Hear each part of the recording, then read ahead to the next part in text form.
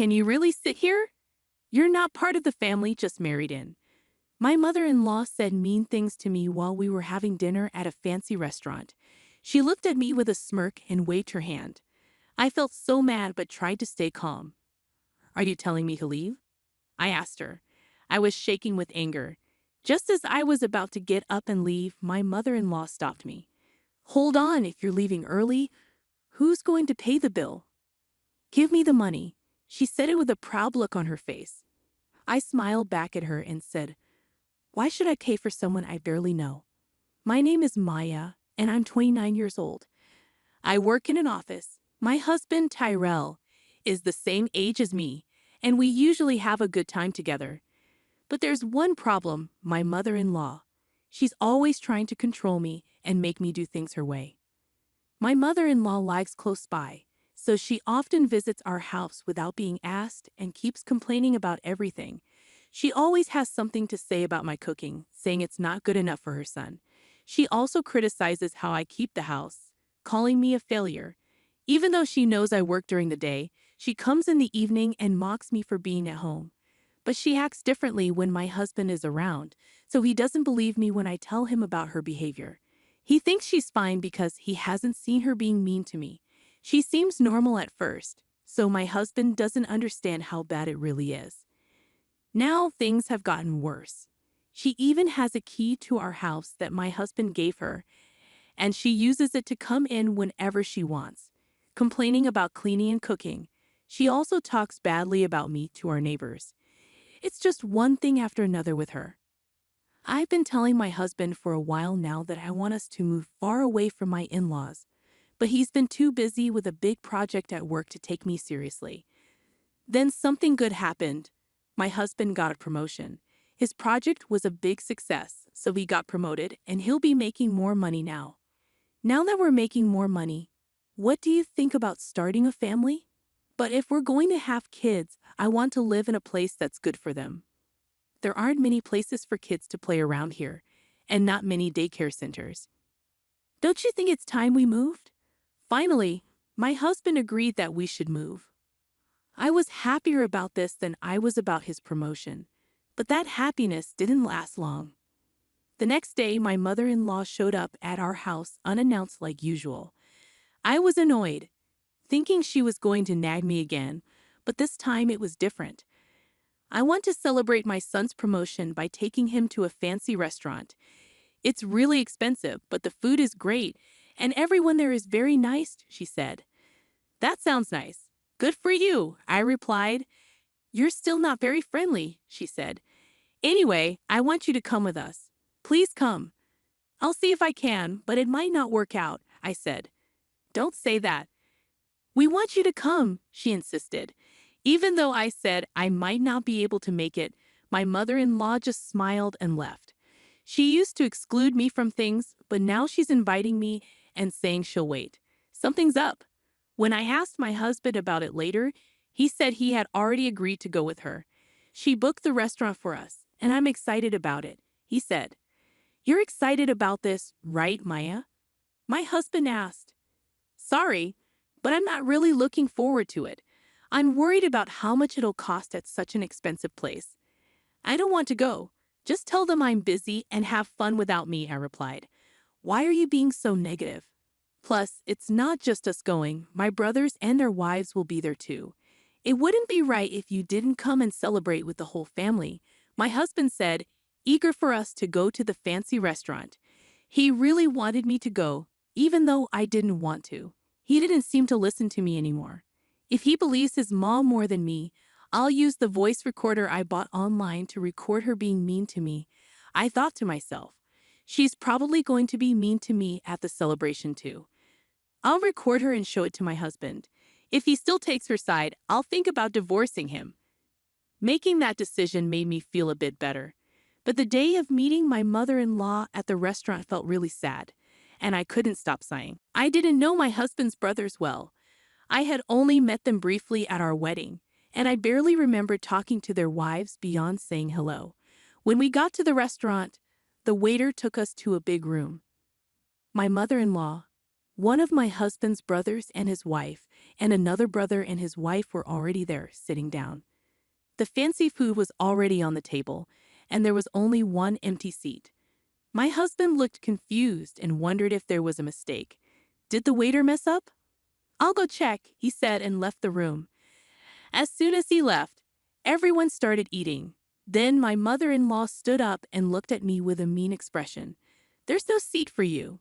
Why would I invite someone who just married into our family to our celebration? So here's your choice. Prove you want to be part of our family or leave and never come back. What's it going to be?" Without hesitating, I said, "No, I'm leaving." My mother-in-law looked surprised for a moment. Did she really think I would beg her to accept me as family in this situation? No chance. "Listen, if you pay for everyone's meal here, I'll accept you as part of Terrell's family. You must be upset about being treated like a stranger, so pay up and become family," my mother-in-law said. "I already told you, I'm leaving. Why should I pay for someone else's family's meal?" I replied as I walked away. Mother-in-law slammed the table and yelled, "Don't you understand? I'm trying to make you part of the family. Are you okay with being a stranger? Pay up." "No, I'm fine being a stranger. And since I'm a stranger, I'm not paying for your meal. Goodbye." Mother-in-law tried to catch up to me, but by the time she got to the door of the room from the farthest seat, I was already at the restaurant's exit. When I got home and was thinking of emailing my husband, he returned within 10 minutes. The waiter said the reservation was correct, and my mom was causing a scene. "I heard everything from my brother," he said. "I'm sorry you had to go through that. You came back quickly," I said. "It seems like she would have caused a scene if you had stayed," he replied. "How could I sit with them after they insulted my Maya?" My husband quickly understood what had happened after I left and hurriedly came back home to me. After I said I was okay being treated like a stranger, it seemed to wake up my husband's brother's wives. They used to think they had to silently endure being treated badly, but seeing me stand up for myself made them realize they could too. They both left and their husbands quickly followed. I expected my mother-in-law to complain, and sure enough, the phone started ringing nonstop within 3 hours. I ignored it, but it was so loud that I had to block the calls. Then I got a call from an unknown number. "Hi, sorry for calling so late. Is this Maya's phone?" The person on the other end said he was a police officer from the nearby police station. He told me that after everyone left, my mother-in-law tried to eat and then wanted me to pay the bill later, but the restaurant didn't want to deal with her after the scene she caused. They refused to let her pay later, thinking I wouldn't come back after leaving so angrily. My mother-in-law then called me to come back and pay, but I ignored all her calls. The restaurant suggested she pay with a card. But my mother-in-law didn't have a credit card and didn't have enough cash to pay for everyone's meals. She tried calling other family members to help, but nobody picked up. Eventually, she got really angry and started yelling that it was all my fault. She got so mad that she started breaking expensive vases and flower pots in the restaurant, which made the staff call the police. The police tried to calm her down, but she kept saying she wasn't wrong. The restaurant didn't just have an unpaid bill but also had to deal with a difficult customer, so they asked someone to take her home. Feeling bad for ignoring the police's calls, we reluctantly went back to the restaurant. When we got there, the police were trying to calm my mother-in-law down. She had her arms crossed and then suddenly screamed when she saw me, "You're useless. This happened because you didn't pay the bill. It's only right to help your mother, isn't it? Pay up now." I was shocked that she would say something so threatening even with the police there. The police told us that if nobody took her home, they would either drive her to her in-laws' house in their car or arrest her for not paying the restaurant bill. When I said, "Take her away, arrest her, or whatever, just make her take responsibility," with a serious tone, my mother-in-law looked shocked. She said, "How can you say something so heartless? I can't believe it. Just pay the bill. It's not good to have a family member arrested." I replied, "I don't care. I'm not family, and I don't want to be around someone who acts crazy and causes trouble." As I tried to leave the restaurant and let the police handle it, my husband, who had been quiet, gave me a stern look. He said, "I know what happened to Maya was wrong, but is it really worth getting arrested over?" I replied, "That's not the point. She's in trouble because she didn't pay the bill and caused a scene. It has nothing to do with me. Or are you saying it's my fault for not paying for 6 people's meals even though I didn't eat?" My husband didn't say anything, but he walked past me and went to talk to the police and the restaurant staff. I knew what my husband was going to do when he walked away, so I called out to him, "If you pay for her meal and make it up to her, we're getting divorced." Think about that. But my husband didn't say anything and took out his wallet. I sighed and left the restaurant. I walked home, packed my things, and got ready to leave. Just before the day changed, my husband came back. He said, "Mom's not getting arrested." It turns out she was really wrong. The restaurant said they'd forgive her if I paid them back and promised she wouldn't come back. I didn't have enough money, so I called my brothers for help. My husband kept talking about what happened after I left, looking tired. Maybe because I didn't react much, he came over to me looking upset. "What's with the bags?" he asked. "I'm getting ready to leave because we're getting divorced." "I told you if you took her side, we'd get divorced. You can't pretend you didn't hear me," I said to my husband as he watched me pack with surprise. Then he started shouting, "What's going on today? You've been acting weird all day. I know Mom did something bad, but why do we have to get divorced? I already told you I'm being mistreated, and even when you see proof and hear others talk about it, you still choose your almost arrested mom over me. Is it weird that I want to divorce someone like that?" "I've had enough," I replied.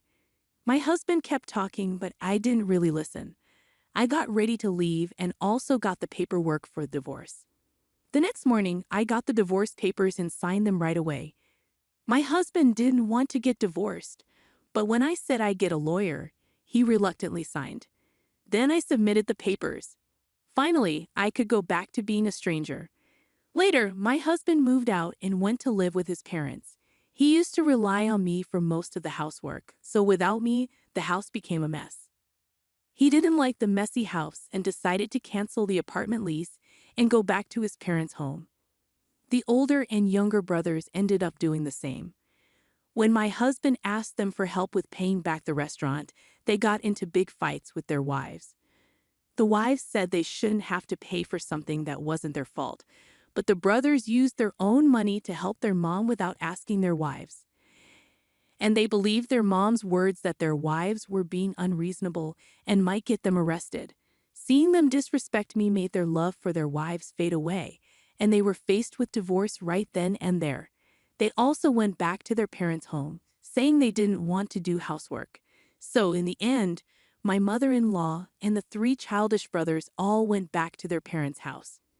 Now there could talk of the neighborhood, with everyone saying the brothers were abandoned by their wives. Mother-in-law calls it nonsense and tries to explain how useful and ungrateful we wives were. The husbands heard the story and just nodded smugly, saying, "I knew it was the wife's fault." Divorcing them was the best choice. Luckily, I had good relationships with my neighbors, and nobody believed those stories. Mother-in-law earned a reputation as a mom who didn't do a good job raising her sons, and the husbands were known as mama's boys who always took their mother's side instead of supporting their wives. Even though my angry mother-in-law and the husbands tried to reach out to me, I had changed my contact details and moved to a new place. They couldn't find us in the end and are probably still grumbling about it. Not having to deal with my mother-in-law's stress is a big relief, and making new friends has made a big difference too. During the divorce, I became friends with the ex-wives of my husband's brothers. We bonded over our shared frustrations with my mother-in-law. Now we often hang out, go out to eat, and shop together on weekends. I might even have to thank my ex-husband for introducing me to such wonderful friends. It's great to be free to do what we want now. It might seem obvious, but it feels really freeing. I want to live our lives without getting involved with people like my mother-in-law. I'm grateful to my new friends. If it weren't for them, I might still be living alone. They've made me feel happy and not lonely. I'm truly thankful, and I hope our friendship lasts forever. The security footage plays in crisp 4K, showing me hunched over father's safe in his private lab, pocketing the leather-bound journal containing our ancestral formulas. Except I never did that. I was in Grasse that night, sourcing jasmine absolute from the same family we've trusted for 4 generations.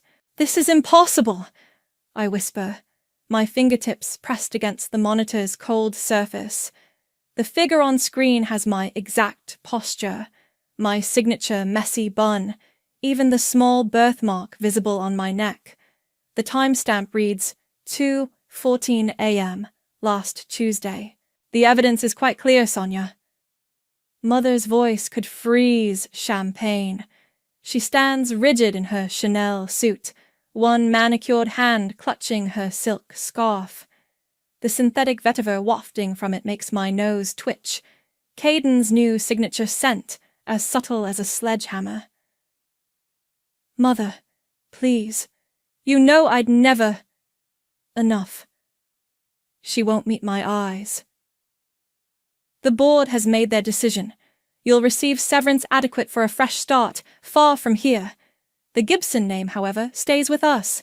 My brother leans against the doorframe, arms crossed. His face shows concern, but there's triumph in the set of his shoulders. "I'm sorry it had to end this way, sis. We'll take good care of Father's legacy. The legacy I've protected since I was 12, learning to detect each note, each subtle variation in our centuries-old formulas. While Caden was partying through business school, I was apprenticing with masters in Grasse, Kanauja, Damascus. But none of that matters now. The security footage has spoken. "You'll need to clear out your office tonight," Mother continues. "Security will escort you. My perfume lab, my sanctuary. The formulas I've been developing are company property." Caden pushes off the doorframe. "Don't worry, they're in good hands." The walk to my lab feels endless. 2 guards flank me as I fill a cardboard box with personal items. My collection of antique perfume bottles, pressed flowers from significant harvests, a framed photo of Father teaching me to use a pipette. I leave my lab coat hanging on its hook, my name embroidered in gold thread. A gift from Father when I became head perfumer. My fingers brush the hidden compartment under my desk. Empty. Of course, Caden's been thorough. The night air hits me like a slap as security leads me out the service entrance. No grand exit through the marble lobby with its wall of Gibson family portraits. I'm already being erased. I spend that first night driving aimlessly, my box of memories in the trunk. Every radio station seems to be playing our latest commercial, my commercial, featuring the rose and amber blend I created for our spring collection. By dawn, I'm signing a lease on a dingy sublet in the warehouse district, as far from the Gibson building as I can get while staying in the city. The apartment always smells of burned toast and mildew, no matter how many times I clean. I tape newspaper over the windows and start plotting. The deep fake was flawless. Caden must have had help, someone with serious tech skills. I make lists, draw connections, barely sleep. Week 3, I catch our mother's press conference on my laptop. She's announcing Caden's promotion to creative director, praising his innovative vision for the company's future. The synthetic vetiver notes in his new signature scent are giving me a headache even through the screen. That's when it hits me. Caden knows technology, but he never learned the true art of perfumery. He can't tell synthetic from natural, can't detect the subtle molecular dance that makes a fragrance sing, or fall apart. I open my notebook, the real one, not the decoy they seized, and begin sketching molecular structures. If Caden wants to play with forgeries, I'll give him something genuine to worry about, something that will make his precious signature scent collapse like a house of cards. The burned toast smell from the kitchen makes me cough, but I barely notice anymore. I have work to do. Let him think he's won. Let him build his house of synthetic cards. I may be a ghost, but I'm not dead yet. 3 a.m., and I'm deep in the Fragrance Underground forums, fingers flying across my keyboard. User Vetiver Queen claims to have insider info on Caden's launch. Revolutionary molecular binding, game-changing synthetic base, redefines luxury perfumery. I snort. My brother couldn't tell ambergris from whale vomit, but buried in the hype are useful crumbs. A lab tech's cryptic comment about unstable esters, a packaging designer's complaint about rush orders. I scratch another note in my journal, the pages sticky with essential oils. The bergamot I've been testing has stained my fingers yellow-brown, like an old smoker's. Any truth to the rumors? Someone posts. Heard the Gibson Air got pushed out for stealing formulas. My throat tightens. I switch tabs before I can read the responses. A notification pops up. Ruby, that beauty influencer I used to work with, has sent me another DM. Girl, you need to see this. Going viral on ArtStation right now. I click the link, and my coffee mug slips from my fingers. Thankfully empty, it bounces on the carpet as I stare at my artwork. My Scent Memories series, digital paintings I created during those first dark weeks of exile, each one capturing the visual essence of a perfume note. The jasmine piece is everywhere, its luminous petals morphing into moths against a midnight sky, except the signature reads, Ramona Gibson. Stunning work from an emerging talent in the Gibson dynasty.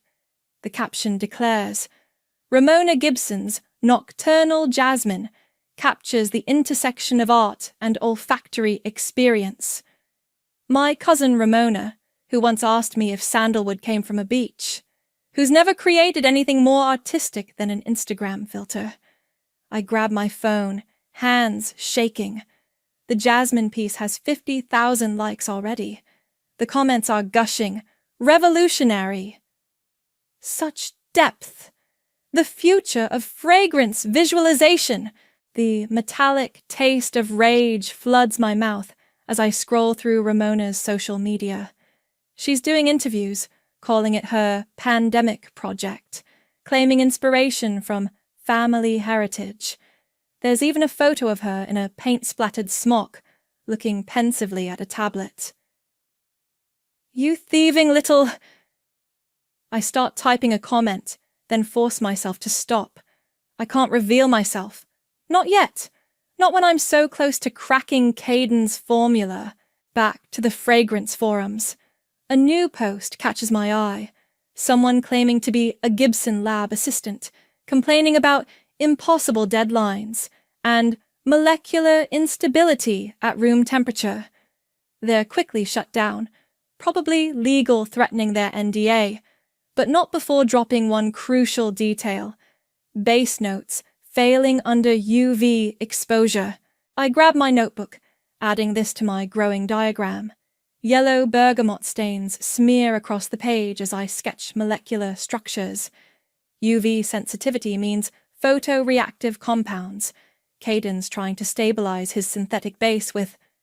My phone buzzes again. Ruby. Just heard Ramona's art is being featured at the launch party. Full gallery showing. Girl, what are you gonna do? I glance at my makeshift lab setup on the kitchen counter. 3 small vials of clear liquid catch the lamplight. Each one represents weeks of work, thousands in borrowed money, countless favors called in from industry contacts who still trust me. Nothing. I text back. Let her have her moment. Let them all think they've won. Let Ramona bask in stolen glory while Caden prepares his grand debut. In my notebook, the final molecular structure takes shape, an elegant trap designed to trigger a cascade of reactions the moment it meets Caden's unstable formula. I test a drop of my latest batch on a scent strip, holding it under the UV lamp. The liquid remains clear, innocent. But I know what lies dormant in those molecules, waiting to wake up. My phone keeps buzzing with notifications about Ramona's breakthrough artistic vision. I silence it and return to my work. The art was just practice anyway, a way to stay sane while I perfected this formula. Besides, true artists sign their work in more permanent ways than with a name. And soon, very soon, I'll be signing mine in molecular ink. The first batch crystallizes in the vial. Useless. The second turns cloudy and separates. The third. My hands shake as I hold it to the light. Looks perfect until it hits the test strip and fills my apartment with the stench of burning rubber.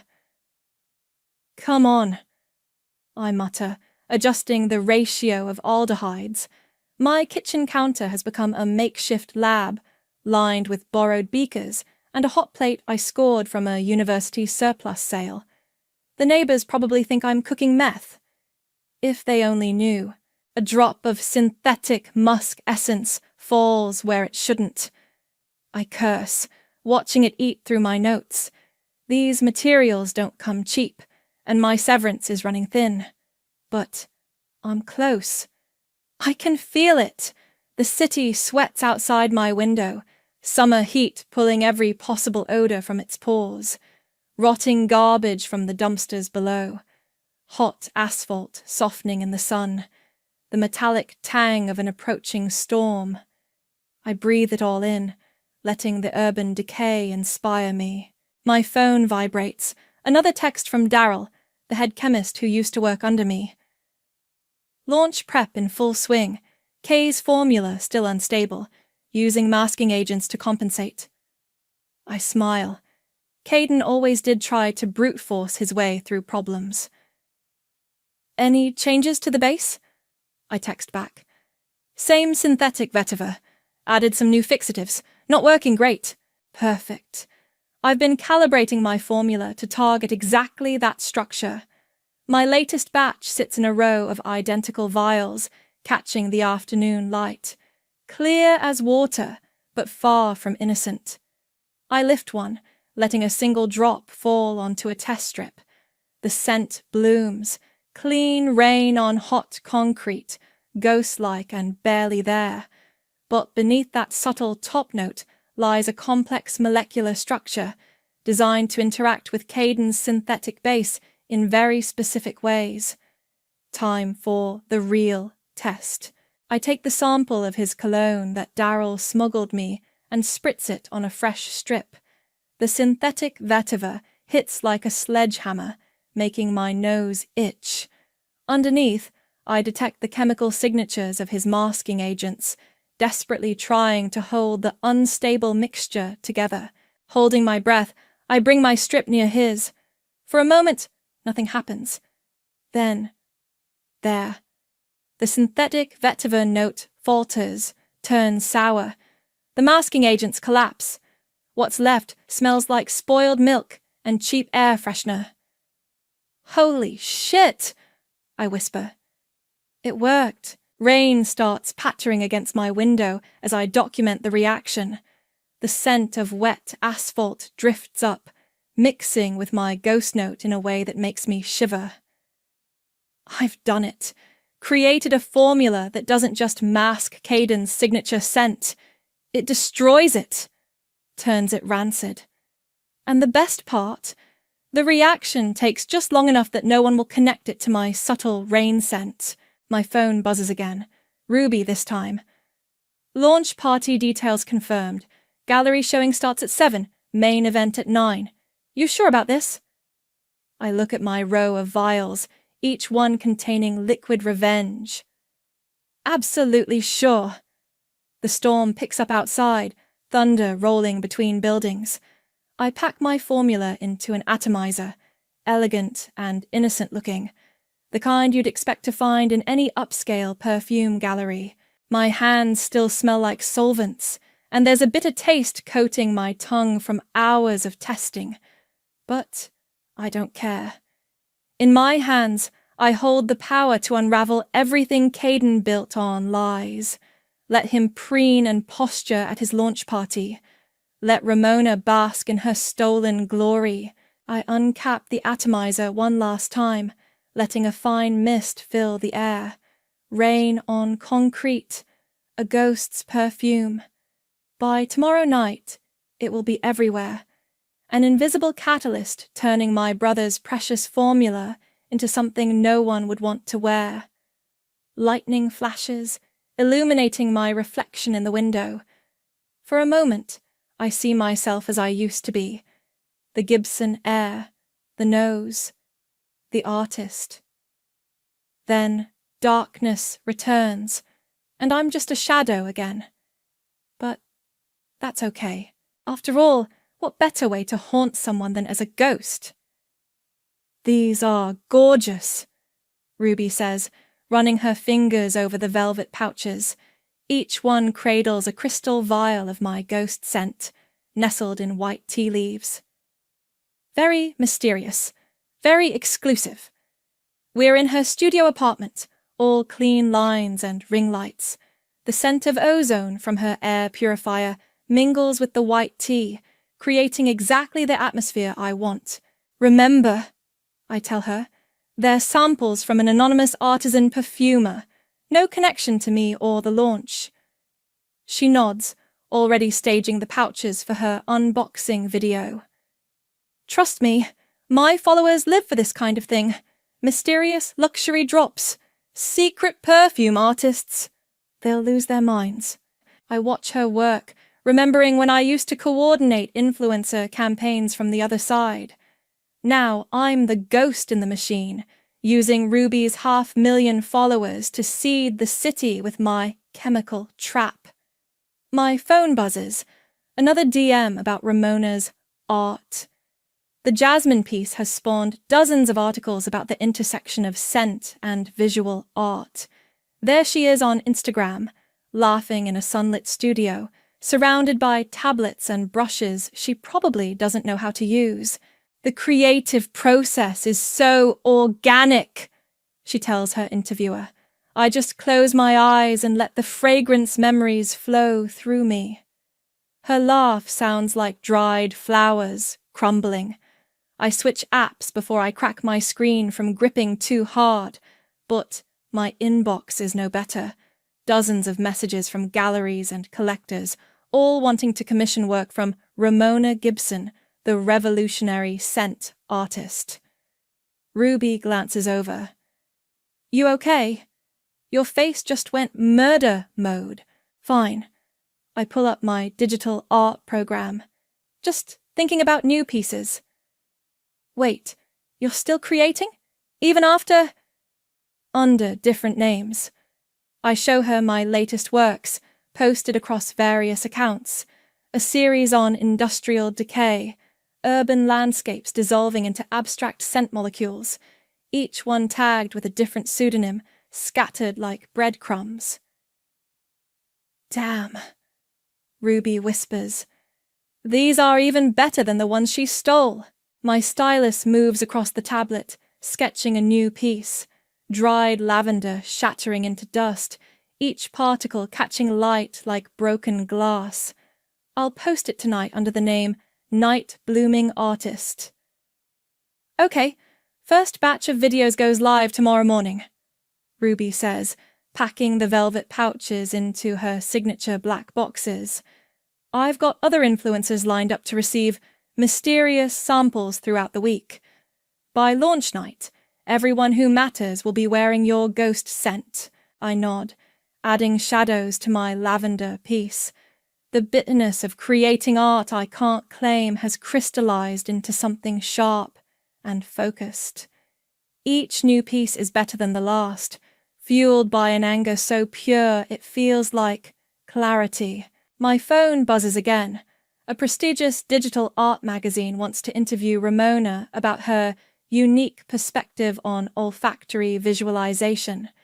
Below that, 3 commission requests from collectors who follow my new pseudonyms, offering serious money for original pieces.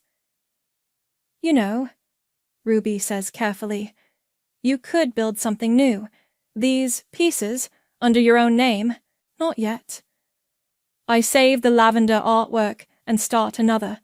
synthetic vetiver molecules breaking apart, rendered in toxic greens and greys. First, we finish this. She sighs but helps me pack another round of samples. The click of glass vials against each other sounds like wind chimes made of icicles, like promises. Later, alone in my apartment, I post the new pieces. Within hours, they're gathering attention. Comments praise their technical mastery and emotional depth. One collector offers 5 figures for the lavender piece, saying it reminds them of lost memories. Meanwhile, Ramona posts another studio shot, posing with my stolen jasmine artwork. Art is about transformation. Her caption reads, about revealing hidden truths. I smile, touching one of the remaining velvet pouches. Yes, dear cousin, it absolutely is. My ghost scent rises from the white tea leaves, subtle as rain before a storm. By this time next week, everyone will know exactly what kind of transformations I'm capable of creating. And unlike my art, this one they won't be able to steal. The catering uniform itches, and these non-slip shoes squeak against the polished floors of the Grand Meridian. But they get me through the service entrance without a second glance. Inside, the kitchen's chaos masks my presence. Servers dodging each other with loaded trays, the clash of pots, someone burning orange peel for cocktail garnishes. I adjust my hair net and grab a tray of empty champagne flutes, using it as cover to scope the main gallery. The space has been transformed. Massive prints of Ramona's, my artwork tower over white pedestals, where Caden's signature scent will be displayed tomorrow night. The lighting makes the jasmine moths seem to flutter. Those go to Station 3, a harried coordinator tells me, pointing toward the press area. Perfect. I arrange the glasses methodically, using the motion to mask how I'm slipping velvet-wrapped vials into the gift bags lined up on the media table. Each fashion editor, each influencer, each industry reporter will receive my ghost scent along with their official press kit. The bags need to be perfect, Ruby had insisted during our planning. Luxury presentation sells the story. She's been dropping hints in her group chats about a revolutionary new indie perfumer about to disrupt the industry. A burst of laughter from the hallway makes me freeze. I know that voice. Absolutely groundbreaking, Caden is saying to someone. This launch redefines what luxury fragrance can be. I duck behind a pillar as they pass. My brother looks immaculate in his tailored suit, but there's tension in his shoulders. He gestures too much as he talks, and beneath his own overwhelming cologne, I catch the sharp scent of gin on his breath. The molecular stability issues are completely resolved. He continues, Tomorrow night. They turn a corner, his voice fading. I release the breath I'd been holding and return to the gift bags. My hands don't shake at all as I plant the last vials. Hey, you. It's the coordinator again. We need help with the art placards. I follow her to a table covered in printed cards. Each one needs to be matched with its display piece. I bite back a laugh as I sort them. I know these artworks better than their supposed creator. Make sure they're all level, the coordinator says. Ms. Gibson is very particular about presentation. Which Ms. Gibson? I can't help asking. Ramona, the artist, though I heard the mother's even worse. She shudders and hurries off to handle some new crisis. I'm placing the last placard when I hear him again. Closer this time. Tomorrow's going to be historic, Caden says, rounding the corner alone. He stops short when he sees me, just another worker in a hairnet. Oh, carry on. I keep my head down, but I can't resist. Beautiful artwork, sir. Yes, my cousin has quite the gift. He pauses, frowning slightly. Something about my voice must have triggered a memory. I turn away before he can focus, grabbing my empty tray. Everything will be perfect for tomorrow night, sir. I'm sure of it. He's still staring as I walk past him. The gin is stronger up close, mixing with his synthetic vetiver. Fear and bravado in a bottle. Wait! He calls after me. Do I? But I'm already pushing through the kitchen doors, past the smell of frying oil and burned citrus, out into the loading dock where my real clothes are hidden in a delivery van Ruby borrowed from a friend. My phone vibrates as I'm changing. A message from Daryl. Final batch bottled. UV sensitivity still present. Kay insisted we proceed anyway. I text back a simple thumbs up and start wiping off my catering makeup. In less than 24 hours, this place will be packed with the industry's elite. All of them wearing my ghost scent. All of them witnesses to what happens when Caden's unstable formula meets my molecular catalyst. The night air carries a hint of rain as I walk to my car. Somewhere above, behind the light pollution, a full moon is rising. Perfect timing. After all, the best hauntings always happen under a full moon. I touch the last velvet pouch in my pocket. Soon, brother. Very soon. The grand meridian throbs with bass and bodies, a sea of black designer wear punctuated by flashes of gold jewelry. I adjust my dark wig and press deeper into my corner near the sound system, just another shadow in the crowd. The ozone smell from the overworked electronics mingles with hundreds of perfumes. Most prominently, Caden's signature scent, pumped through the ventilation system like some kind of olfactory marking of territory. But, underneath, growing stronger as the room heats up, rain on concrete, my ghost note, rising from the skin of every influencer, every editor, every industry player who received a mysterious sample. The reaction has already begun. I can smell it. Isn't it divine? A woman in Valentino gushes to her companion, touching her neck where my formula sits. So subtle, so haunting. Ruby glides past in a gold lame dress, winking as she live streams to her followers. The energy tonight is incredible, she purrs into her phone. Something revolutionary is in the air. She has no idea how right she is. Already Caden's synthetic vetiver is starting to shift, the molecules destabilizing as they meet my catalyst. Most people won't notice yet. Their noses aren't trained like mine. But soon. Ladies and gentlemen! Caden's voice booms through the speakers. He stands on a small stage, backlit by a massive projection of Ramona's stolen artwork. My artwork. The jasmine moths seem to swarm behind him. Tonight, we redefine luxury perfumery, he continues. Tonight we... He pauses, nostrils flaring slightly. Someone near the stage is wearing a heavy dose of my ghost scent. Movement catches my eye. Mother, Cynthia, enters through a side door, diamonds glittering ice blue under the art lights. Her gaze sweeps the room with practiced precision. For a fraction of a second, our eyes meet.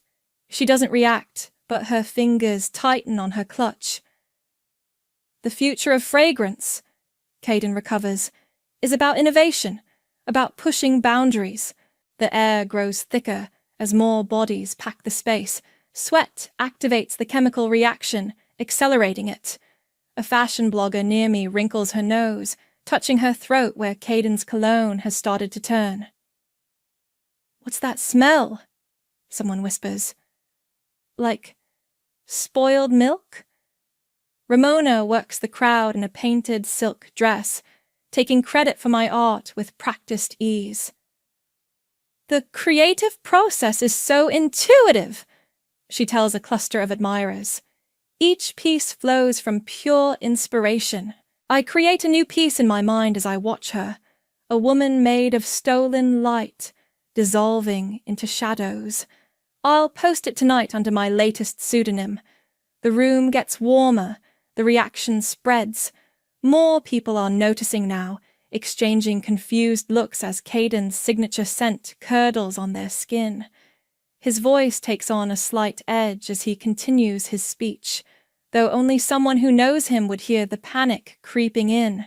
Mother moves through the crowd like an Arctic wind, her own custom perfume, my creation from before, a shield against the chemical chaos. She passes close enough for me to see the tension in her jaw. She knows something's wrong but can't place what. Jesus, what is that smell? A prominent critic fans his face with a program. Caden's voice rises, fighting for attention as his audience grows restless. The future of Gibson fragrances. Sorry, I need some air, a woman announces, heading for the door. Others follow. Behind Caden, the projected moths seem to multiply, their wings beating in time with the bass. The room smells of rain and concrete and spoiling synthetic vetiver, an olfactory representation of everything falling apart. Mother reaches the stage, whispering something urgent in Caden's ear. His face remains composed, but his cologne betrays him. Fear sweat activating more of my catalyst, accelerating the decay. I check my watch. Right on schedule. The bass drops, vibrating through my bones as I slip toward the exit. My work here is done.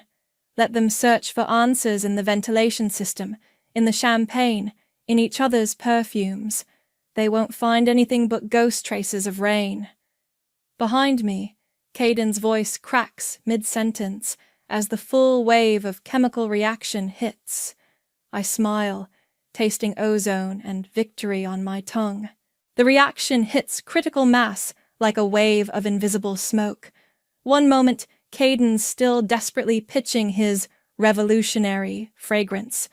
The next, 300 of Manhattan's elite simultaneously register what's happening to the scent on their skin. Oh, God. A socialite in Dior gags, pressing a hand to her throat where the cologne has curdled. What is that? The smell of spoiled milk and chemical rot floods the gallery. Phones rise like a forest of glowing rectangles, documenting the moment. Someone laughs, a sharp, startled sound that triggers more nervous tittering. Is this some kind of joke? A beauty editor fans her face with a press kit.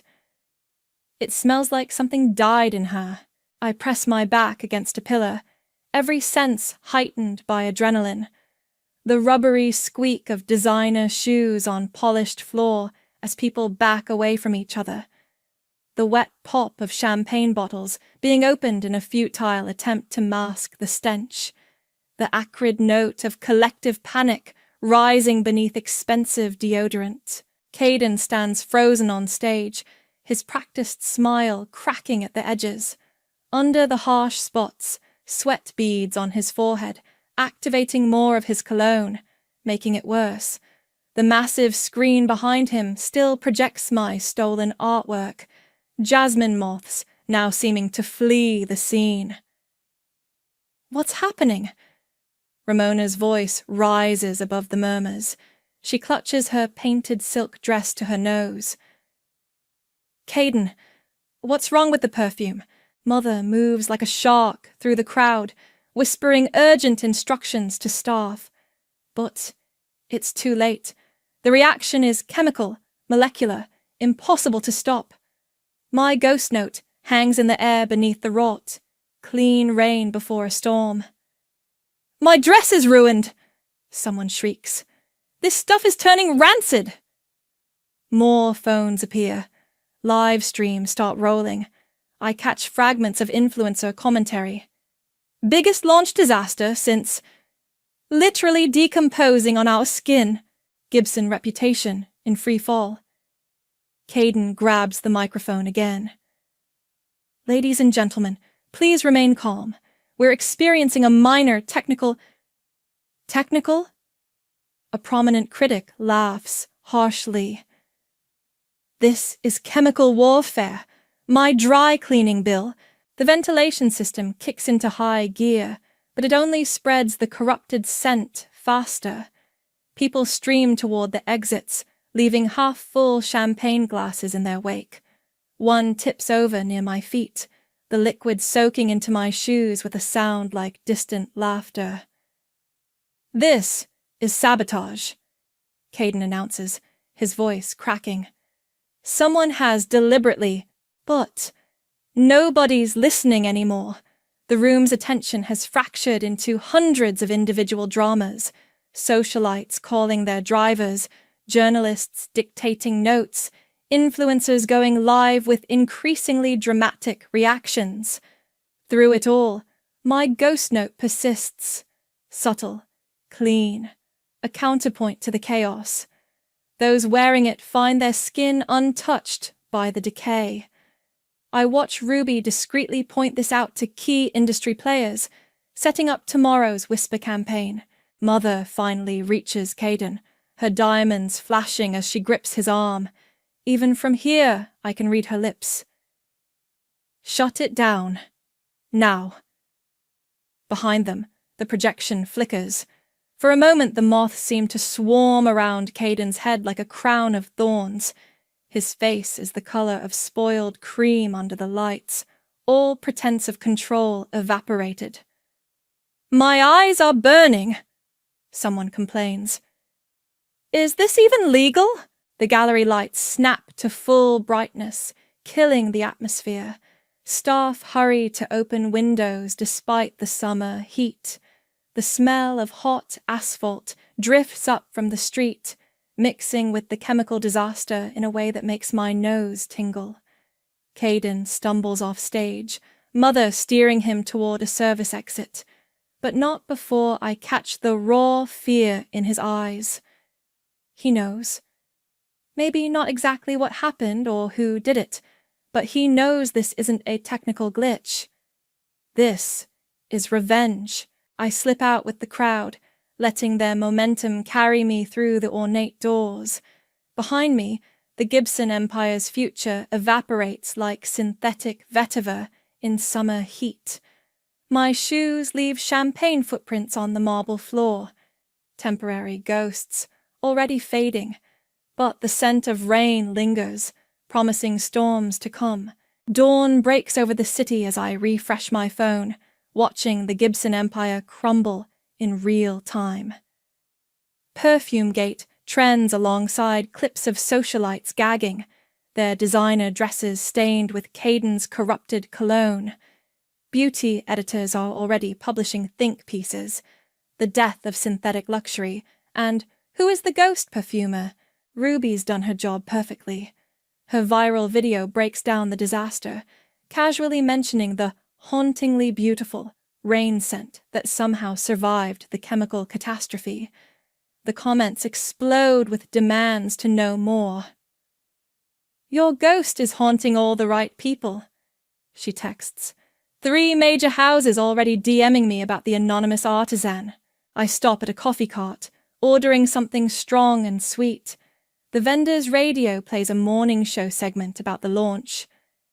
Sources suggest systematic fraud within the Gibson family, including allegations of stolen artwork. My stolen artwork. Right on cue, my phone lights up with notifications. Art blogs are picking apart Ramona's claims, comparing timestamps, analyzing metadata. Someone's found my original digital signatures buried in the Jasmine piece's code. This is clearly the work of Sonia Gibson, an expert declares in a viral thread. The technical sophistication, the molecular motifs, Ramona's entire portfolio is fraudulent. I sip my coffee and walk east, letting the rising sun warm my face. The city wakes around me, delivery trucks rattling past, early commuters hurrying to trains. The air carries notes of exhaust and something sweeter, jasmine vines blooming on a brownstone fence. My phone buzzes again. Mother, for the first time in 6 months. We should talk. I delete the message without responding. A notification from Daryl. Board meeting in chaos. Kay claims sabotage but can't explain the molecular breakdown. Your name came up. Of course it did. I'm probably the only perfumer alive who could have engineered that reaction. Let them speculate. The evidence evaporated with the ruined cologne, leaving nothing but questions and the lingering scent of rain. I pass a newsstand where fashion magazines scream yesterday's headlines about Caden's revolutionary launch. By next issue, they'll be running very different stories. Already, industry insiders are whispering about the true heir to the Gibson legacy, the prodigal daughter whose talent was suppressed. Major Gallery wants to show your real work. Ruby texts. The molecular series, under your real name. I pause at a corner, watching sunrise paint the buildings gold. 6 months ago, I was a ghost, erased from my own life. Now my art is being recognized, my skills acknowledged. Not through forgiveness, I neither want nor expect that, but through truth. The jasmine scent grows stronger as I near my apartment. Someone's planted window boxes, the white flowers reaching toward morning light. Their sweetness mingles with my ghost note, still detectable on my skin from last night. One last message lights up my phone. Ramona. You've ruined everything. I laugh, startling a pigeon. No, cousin, you ruined everything when you stole my work. I just showed everyone the truth. She doesn't respond. She's probably busy dealing with lawyers, watching her borrowed reputation dissolve like synthetic vetiver in summer heat. My apartment still smells faintly of solvents and burned toast, but I don't mind anymore. These are the scents of resurrection, of a ghost becoming solid again. On my tablet, 3 new commissions wait for my signature. My real signature, this time. I open my notebook, past pages of molecular formulas to a fresh sheet. Time to create something new. Something true. The jasmine outside my window nods in the morning breeze, its scent carrying memories of other mornings, other creations. My phone keeps buzzing with messages from journalists, galleries, perfume houses. They all want to know who I am, what I'll do next. For now, I let them wonder. Let the mystery of the ghost perfumer linger a little longer, like rain before a storm. I am not forgiven. I am not forgotten.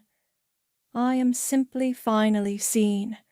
And that's worth more than any family name.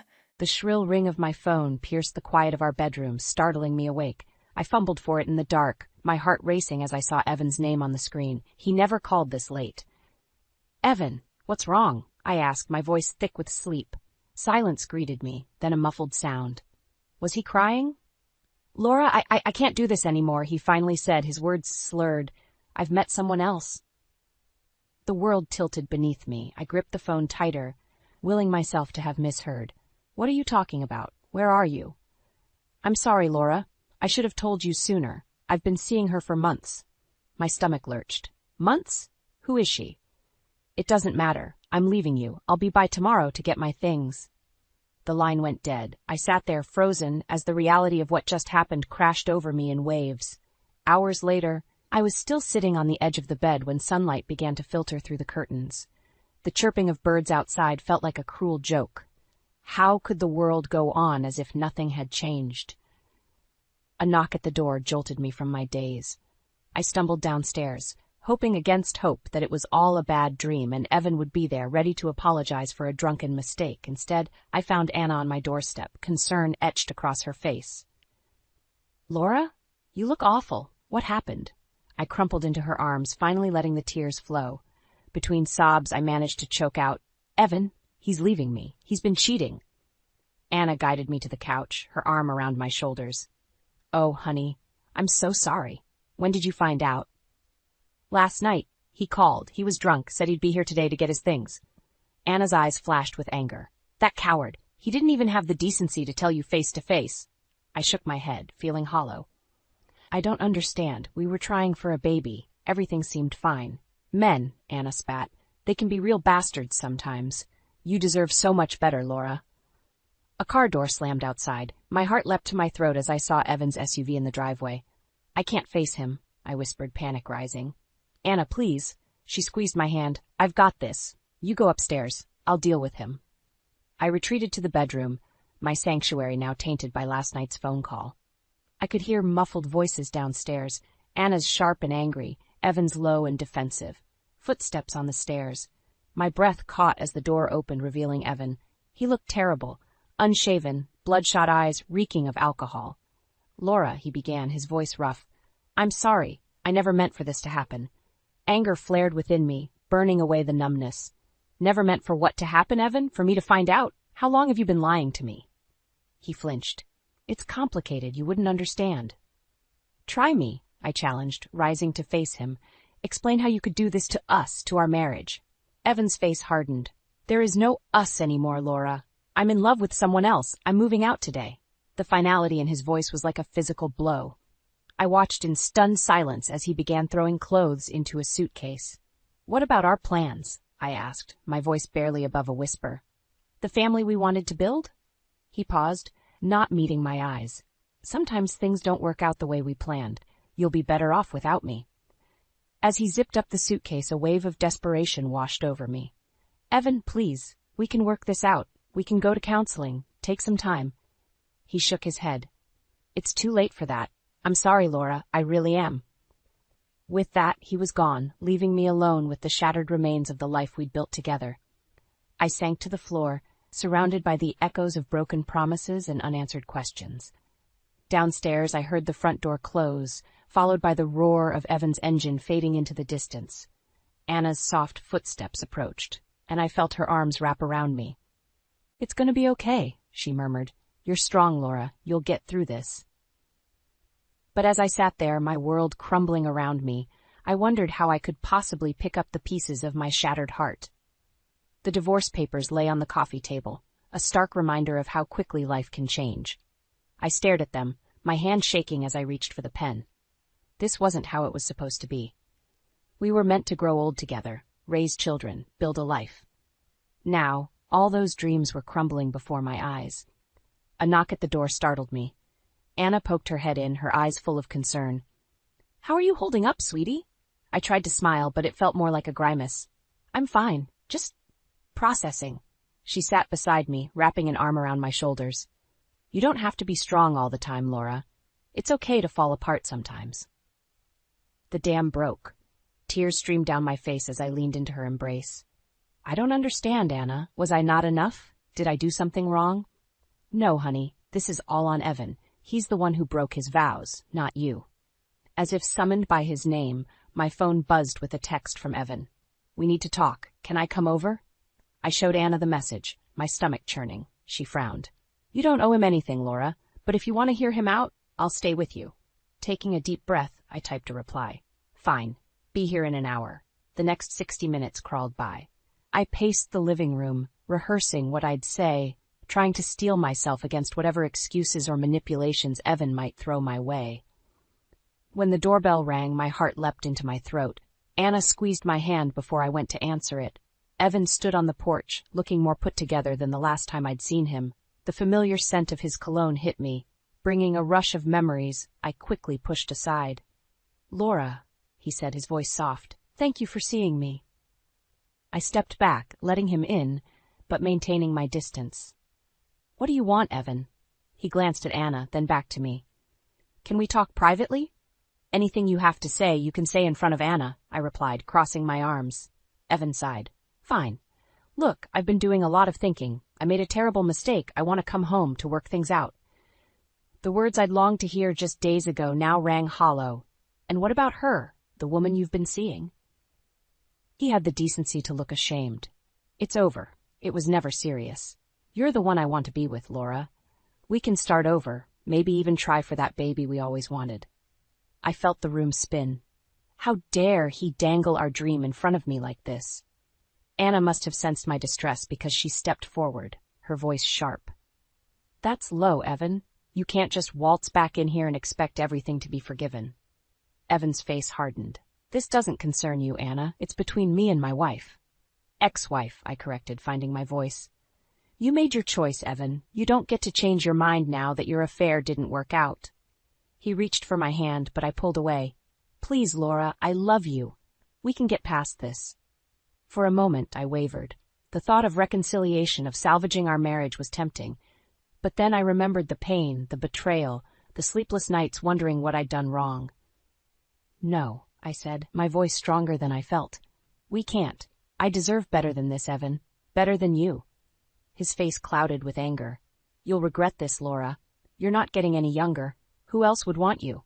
Anna stepped between us. That's enough. Get out, Evan. Now. As the door slammed behind him, I collapsed onto the couch, my body shaking with sobs. Anna held me, murmuring words of comfort. You did the right thing, Laura. I'm so proud of you. Through my tears, I nodded. It hurt. God, did it hurt, but for the first time since Evan's betrayal, I felt a glimmer of hope. Maybe, just maybe, I could rebuild my life without him.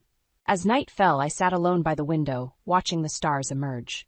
The divorce papers still lay unsigned on the table, but I knew what I had to do.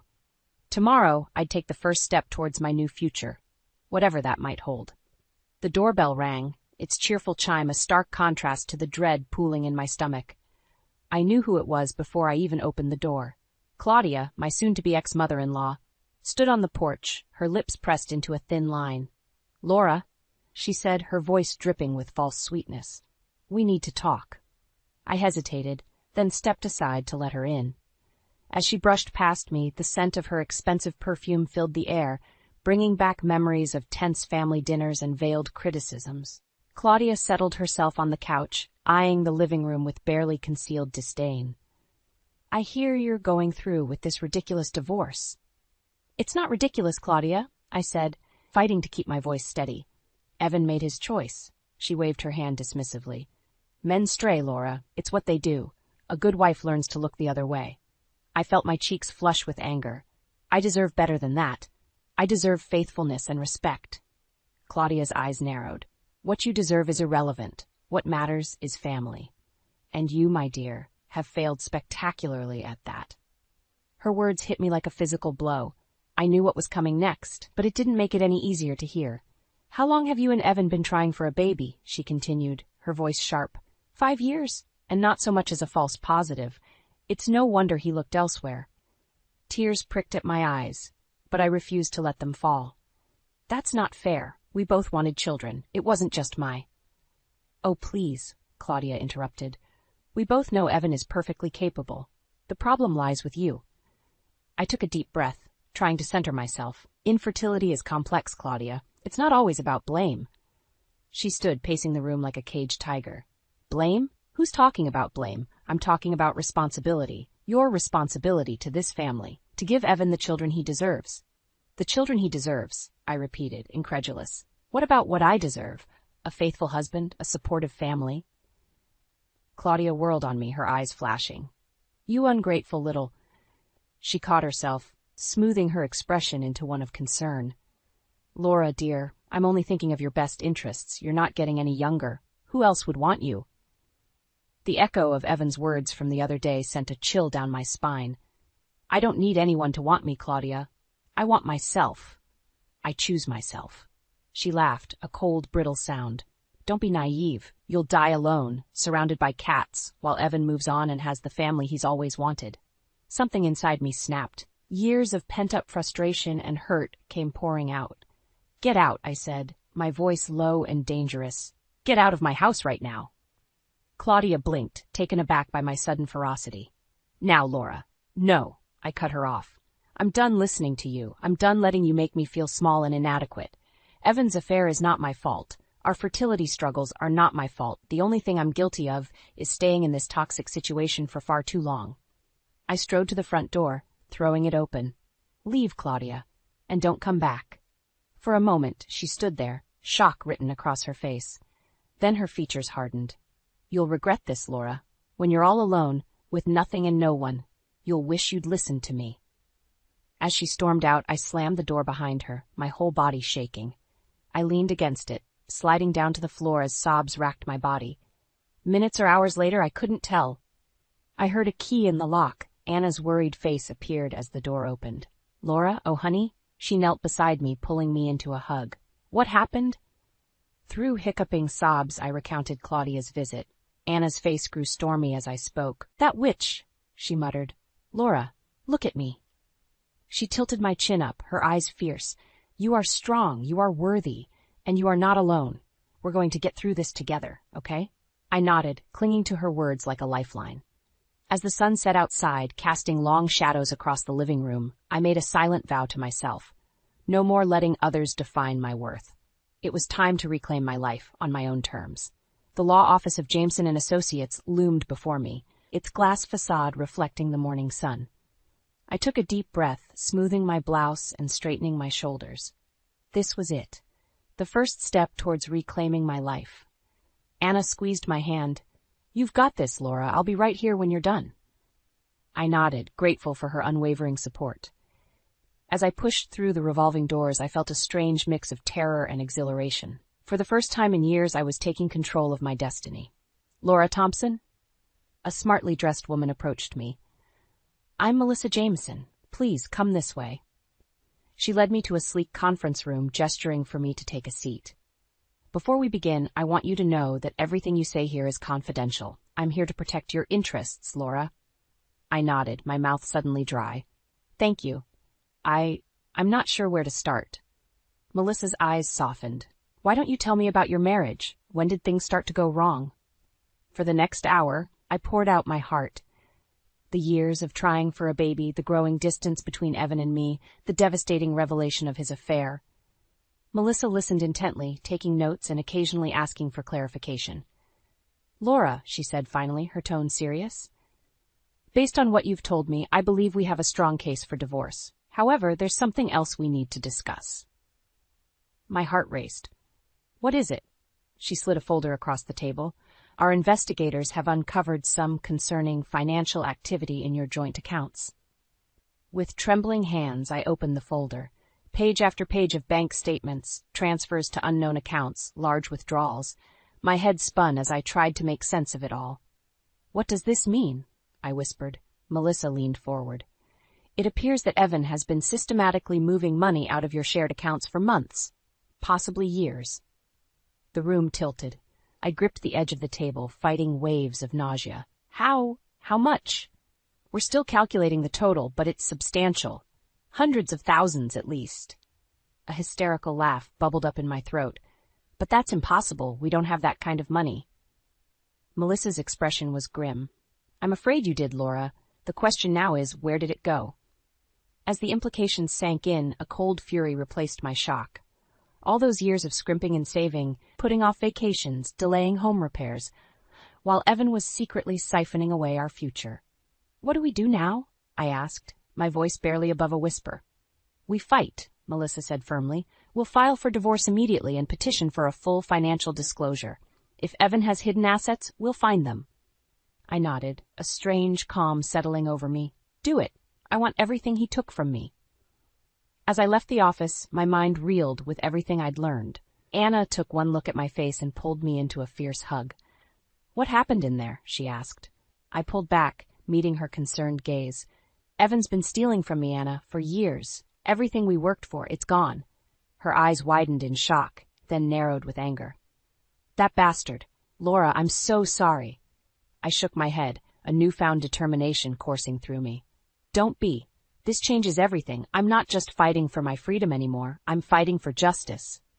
As we walked to the car, I felt a shift inside me. The Laura who had walked into that office, scared, uncertain, was gone. In her place stood a woman ready to face whatever challenges lay ahead. "Anna," I said, pausing by the car door, "I need a favor." "Anything," she replied without hesitation. I met her gaze, my voice steady. "I need you to help me pack up the house. I'm not spending another night under the same roof as Evan's lies." Anna's face broke into a fierce grin. "Now that's the Laura I know. Let's go show that cheating thief what you're made of." As we drove away from the law office, I felt a weight lift from my shoulders. The road ahead would be hard, but for the first time in months I felt hope. This wasn't the end of my story. It was just the beginning. The courthouse loomed before me, its stone facade a silent witness to countless battles fought within its walls. Today it would bear witness to mine. I clutched my folder of documents, each page a testament to Evan's betrayal and deceit. Anna squeezed my arm. "You ready for this?" I nodded, steeling myself. "As ready as I'll ever be." We climbed the steps, the click of my heels echoing in the cavernous entrance hall. Melissa, my lawyer, met us at the courtroom door, her face a mask of professional calm. "Laura, remember what we discussed. Stay composed, no matter what Evan or his lawyer might say." I took a deep breath, nodding. As we entered the courtroom, I saw Evan for the first time in months. He sat beside his lawyer, looking polished and confident. Our eyes met, and for a moment I saw a flicker of something. Regret? Anger? Before his face hardened into a neutral mask, the judge entered, and we all rose. As the proceedings began, I felt a surreal detachment, as if I were watching someone else's life unravel on a movie screen. Evan's lawyer painted a picture of a troubled marriage, insinuating that my obsession with having a child had driven Evan away. I gripped the edge of the table, willing myself to stay calm as he twisted our years of struggle into a weapon against me. When it was Melissa's turn, she methodically dismantled their arguments, presenting evidence of Evan's infidelity and financial misconduct. I watched Evan's face as bank statements and text messages were entered into evidence, his cool facade cracking under the weight of his exposed lies. "Your Honor," Melissa said, her voice steady, "my client has suffered not only the emotional trauma of her husband's infidelity, but also significant financial harm. We are requesting full disclosure of all assets and a fair division of marital property." Evan's lawyer jumped up. "Objection, Your Honor. My client denies any financial wrongdoing. Mrs. Thompson's claims are baseless and vindictive." The judge peered over his glasses. "Overruled. Mr. Thompson, given the evidence presented, the court orders a full financial audit. You have 30 days to provide a complete accounting of all assets and transactions for the past 5 years. I exhaled slowly, relief washing over me, but my moment of triumph was short-lived. "Your Honor," Evan's lawyer interjected, "in light of these unfounded accusations, my client is amending his petition. We're seeking full ownership of the marital home and a larger share of joint assets to compensate for the damage to Mr. Thompson's reputation." The room spun. Our home, the one we'd lovingly restored together, where I'd imagined raising our children, now another battleground in this war. As the judge called a recess, Evan approached me, his voice low. "Laura, don't do this. We can still work things out. Remember all we've been through together." I met his gaze, searching for any trace of the man I'd once loved. "You're right, Evan. I do remember everything we've been through. That's why I know this is the only way forward." His face darkened. "You'll regret this. When you're alone, with nothing, you'll wish you'd listened to reason." As he walked away, I felt a strange sense of calm settle over me. For the first time, I saw Evan clearly, not as the man I'd loved, but as the manipulator he'd become. Outside the courtroom, Anna and Melissa huddled around me. "Laura, are you okay?" Anna asked, her eyes full of concern. I straightened my shoulders, a new resolve burning within me. "I'm more than okay. I'm ready to fight." Melissa nodded approvingly. "That's what I like to hear. But Laura, you should know. This is going to get uglier before it gets better. Are you prepared for that?" I thought of our home, filled with memories both bitter and sweet. I thought of the years spent trying to build a family, only to have it all crumble beneath me. And I thought of the future. Uncertain, yes, but full of possibilities I'd never dared to imagine before. "I'm prepared," I said, my voice steady. "Whatever it takes, I'm going to reclaim my life. Evan took enough from me. He doesn't get to take my future, too." As we left the courthouse, the sun breaking through the clouds felt like a sign. The road ahead would be hard, but for the first time in years, I felt truly free. The divorce wasn't an end. It was a beginning. My beginning. 2 years after the divorce, I stood in front of the mirror, adjusting my dress. The woman staring back at me was almost unrecognizable, confident, radiant, and genuinely happy. I touched the delicate pendant Randy had given me on our 6-month anniversary, a symbol of our new beginning. "You look beautiful, Mom," came a voice from the doorway. I turned to see Lily, Randy's 12-year-old daughter, smiling at me. My heart swelled with love for this child who had accepted me so readily into her life. "Thank you, sweetheart," I replied, reaching out to squeeze her hand. "Are you ready for the party?" She nodded enthusiastically. "Dad's already downstairs, greeting the first guests." As we descended the stairs, the sound of laughter and conversation filled the air. Our home, a cozy townhouse we'd bought together, was full of friends and family, gathered to celebrate our first wedding anniversary. Randy's face lit up as he saw us. He crossed the room, planting a kiss on my cheek. "There's my beautiful wife," he murmured. For a moment I was overwhelmed by the sheer joy of it all. After the pain and betrayal of my past, I'd found love again, a love built on trust, respect, and genuine partnership. The evening flowed with warmth and laughter. As I moved among our guests, I caught snippets of conversation, friends remarking on how happy Randy and I looked, how well Lily was doing in school, plans for summer vacations and future get-togethers. It was during a lull in the party that I felt it, a sudden wave of nausea that had me gripping the kitchen counter for support. Anna, ever observant, was at my side in an instant. "Laura, are you okay?" she asked, concern etched on her face. I nodded, taking deep breaths. "I'm fine. Just a little dizzy. It's probably the champagne." But as the night wore on, the feeling persisted. By the time the last guest had left and we'd finished cleaning up, exhaustion hit me like a tidal wave. Randy noticed immediately. "Honey, you look pale. Why don't you go lie down? I'll finish up here." I didn't argue, collapsing onto our bed fully clothed. As I drifted off to sleep, a nagging thought tugged at the edges of my consciousness, but I was too tired to grasp it. The next morning, I woke to find Randy already up, Lily's laughter drifting up from the kitchen. As I sat up, that same wave of nausea hit me. Suddenly, everything clicked into place. With trembling hands, I counted back the days since my last period. How had I not noticed? We'd been so careful, knowing the heartbreak I'd experienced before. I crept to the bathroom, thankful for the pregnancy test I'd kept hidden away, a remnant of my past life with Evan. The 3 minutes it took for the results felt like an eternity. When I finally looked down at the stick, my world tilted on its axis. 2 pink lines stared back at me, unmistakable and life-changing. Pregnant. After years of trying, of heartbreak and loss with Evan, here I was, expecting a child with Randy. Joy and terror warred within me. What if something went wrong? What if I couldn't carry to term? And how would Lily feel about a new sibling? I sank to the bathroom floor, overwhelmed by the magnitude of this moment. Memories of my past struggles flooded back. The disappointment each month, the failed treatments, the way Evan had eventually blamed me for our inability to conceive. But this was different. I was different. Randy was different.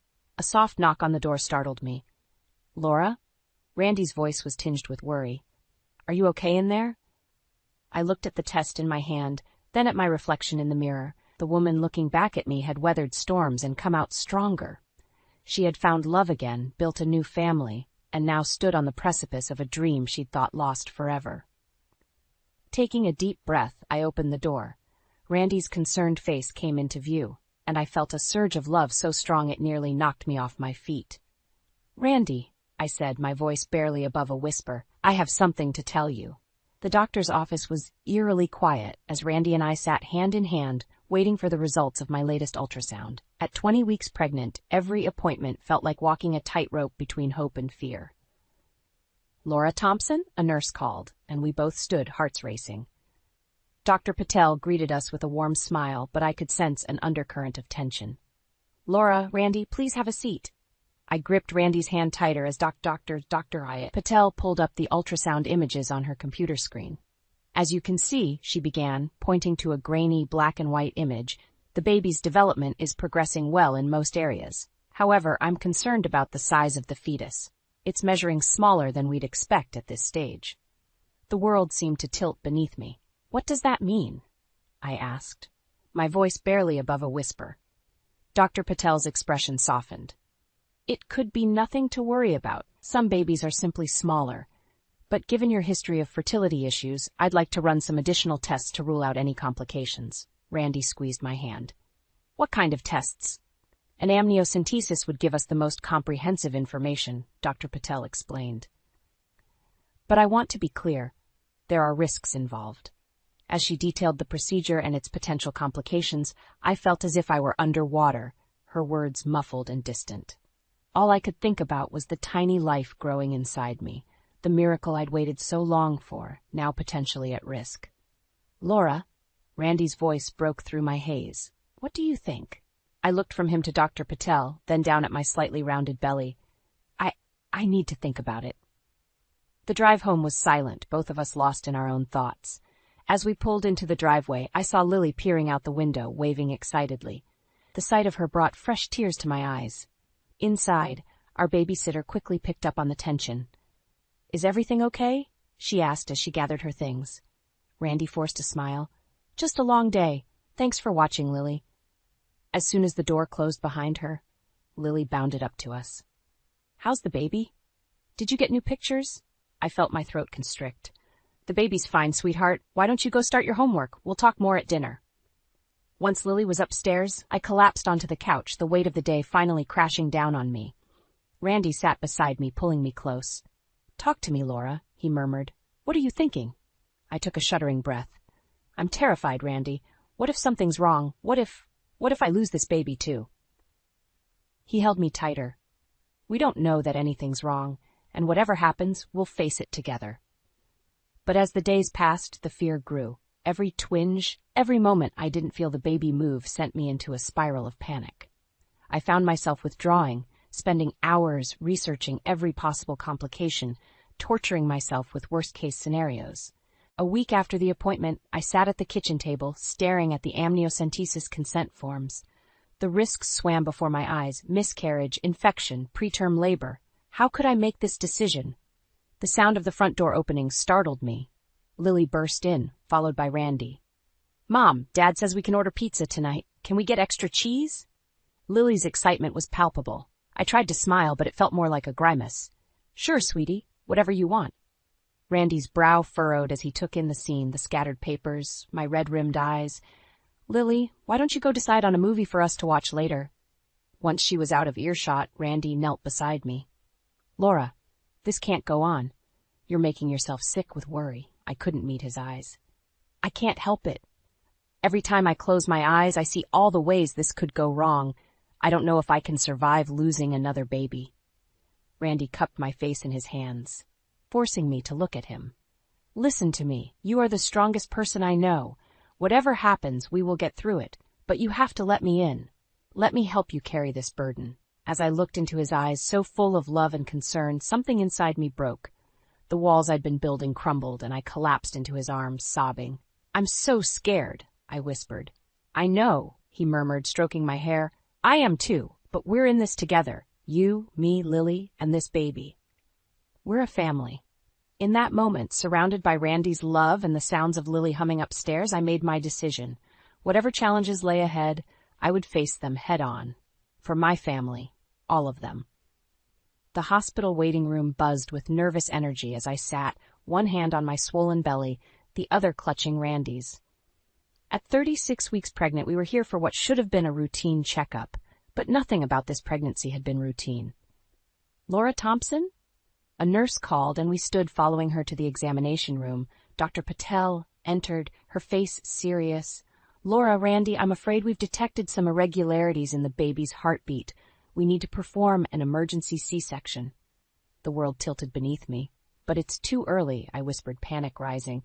We don't have a choice, Dr. Patel said gently. The baby is in distress. Everything after that was a blur of activity. As they prepped me for surgery, I clung to Randy's hand, terror and hope warring within me. Just before they wheeled me into the operating room, a commotion erupted in the hallway. To my shock, I saw Claudia pushing past nurses. Evan close behind. Laura, Claudia cried, her face a mask of concern I'd never seen before. We just heard. You can't do this. Evan stepped forward, his eyes pleading. Laura, please, come home with us. We can take care of you and the baby. This is meant to be our second chance. For a moment, I was transported back to our old life, the years of trying, the heartbreak, the blame. But then I felt Randy's steady presence beside me, heard Lily's voice in my head calling me Mom. I took a deep breath, finding strength I didn't know I possessed. Claudia, Evan, I appreciate your concern, but this is my family now. My home, my life. Claudia's face hardened. You ungrateful girl, after everything we've done for you. That's enough, Randy interrupted, his voice firm. Laura needs to get to surgery. Please leave. As security escorted them out, I saw a flicker of something, regret, acceptance, cross Evan's face.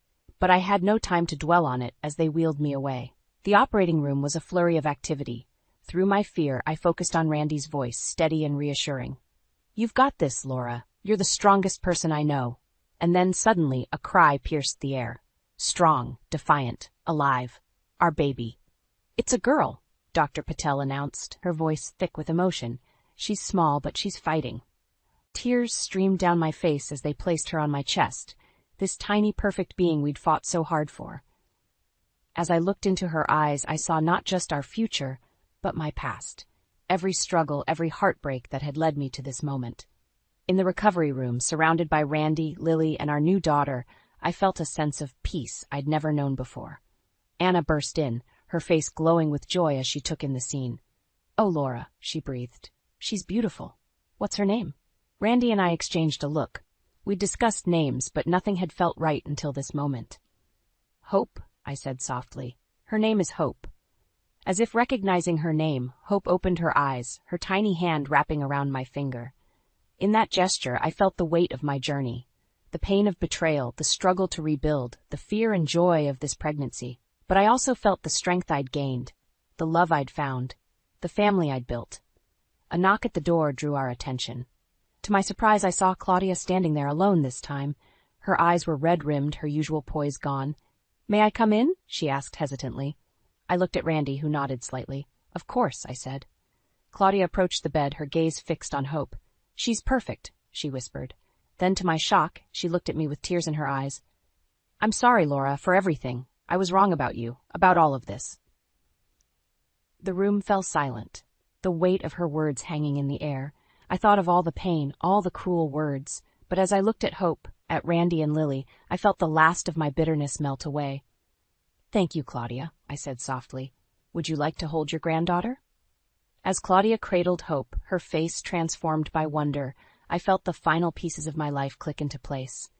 This was my family, not defined by blood or past mistakes, but by love, forgiveness, and hope. In that moment, surrounded by the people I loved, I knew that whatever challenges lay ahead, we would face them together. My journey had been long and painful, but it had led me here, to a love deeper than I'd ever imagined and a strength I never knew I possessed. As Hope's tiny hand wrapped around my finger once more, I smiled. This was just the beginning of our story. The night Mom arranged to erase me from our family was the night I knew I didn't matter. Not to her, anyway. I was 17, terrified, and carrying a secret that would shatter her precious reputation like fine china hitting marble floors. My name is Raylin, and I used to believe we were the perfect family. Mom orchestrated every detail of our lives like a symphony conductor. The pressed clothes, the honor roll grades, the country club memberships. Our Christmas cards could have been stock photos, all 5 of us wearing coordinated outfits and practiced smiles. Raylin, Mom's voice cut through my thoughts as I stood at the kitchen sink. Care to explain this? I turned to find her holding a pregnancy test. My pregnancy test, the positive one I'd hidden at the bottom of my bathroom trash, wrapped in toilet paper and buried under tissues. My heart stopped. I can explain, I stammered. But Mom's face had already transformed into that marble mask I knew too well. Do you have any idea what this will do to us? To our standing in the community? Her voice was deadly quiet. Your father is running for city council. Reagan just made cheerleading captain. What were you thinking? I'm scared, Mom. My voice cracked. I need help, not a lecture about our family's image. She laughed, a sharp, cruel sound that made me flinch. Help? You want help? I'll help you fix this mess before anyone finds out. Dr. Harrison owes me a favor. We'll handle this quietly. No. I wrapped my arms protectively around my stomach. I'm keeping my baby. Mom's eyes narrowed. You're 17. You can barely take care of yourself. Don't be ridiculous. I'll figure it out. Please, just support me. That's all I'm asking. Support you? She stepped closer, her designer perfume suffocating me. Do you know how many years I've spent building this family's reputation? How many doors I've opened for you children? And you want to throw it all away for some teenage mistake? Dad chose that moment to walk in, his usual pleasant smile faltering as he read the room. Everything okay in here? Your daughter is pregnant, Mom announced, tossing the test onto the counter like it was contaminated. Tell her she's being unreasonable. Dad's face paled. He looked between us, mouth opening and closing like a fish. Christine, maybe we should discuss this calmly. There's nothing to discuss. Mom's voice was steel. She either terminates or we arrange a private adoption. Those are the only options that won't destroy this family. Mom, please. I reached for her hand, but she jerked away. Don't touch me. You have until tomorrow to decide. After that, I'm making the decision for you. Reagan appeared in the doorway, 13-year-old Cadence peeking around her shoulder. Their eyes were wide, scared. I wanted to run to them, to beg them to stand up for me, but they quickly disappeared when Mom shot them a look. I won't kill my baby, I whispered. Mom's face hardened. Then adoption it is. I'll make the arrangements. You'll finish the school year from home. We'll say you're doing a study abroad program. After the baby is born, you'll go to college out of state. No one needs to know about this incident. Christine, Dad tried again, but she silenced him with a glare. And if I refuse? My voice was stronger than I felt. Mom turned to me, her expression cold enough to freeze hell itself. Then you can leave, right now. Take your shame and your mistakes with you, but don't expect any support from this family. You're either with us or you're not family at all. I looked at Dad, pleading silently, but he just stared at the floor. Some distant part of me had hoped he'd finally stand up to her, finally choose me over her iron will. I should have known better. I'll pack my things, I said quietly. Mom's laugh was bitter. Pack light. You have 30 minutes before I call the police to report a trespasser. I walked out of that kitchen knowing my life would never be the same. Behind me, I heard Reagan crying, Cadence asking questions in her small voice, Dad's weak attempts to reason with Mom. But I didn't look back. I couldn't have known then that this moment, this cruel, heartbreaking moment, would be the foundation I'd build my empire on. Sometimes the worst betrayals birth the strongest survivors.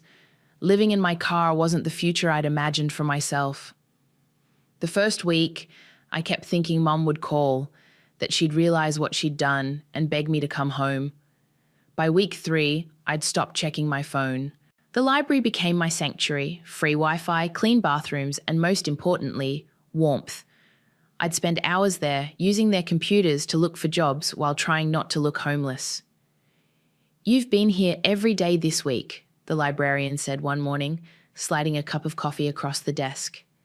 I'm Sella. I wrapped my hands around the warm cup, fighting tears. It was the first kind gesture I'd experienced in weeks. Raylan, thank you. There's a diner down the street hiring servers, she said casually. The owner's my friend. Want me to put in a word?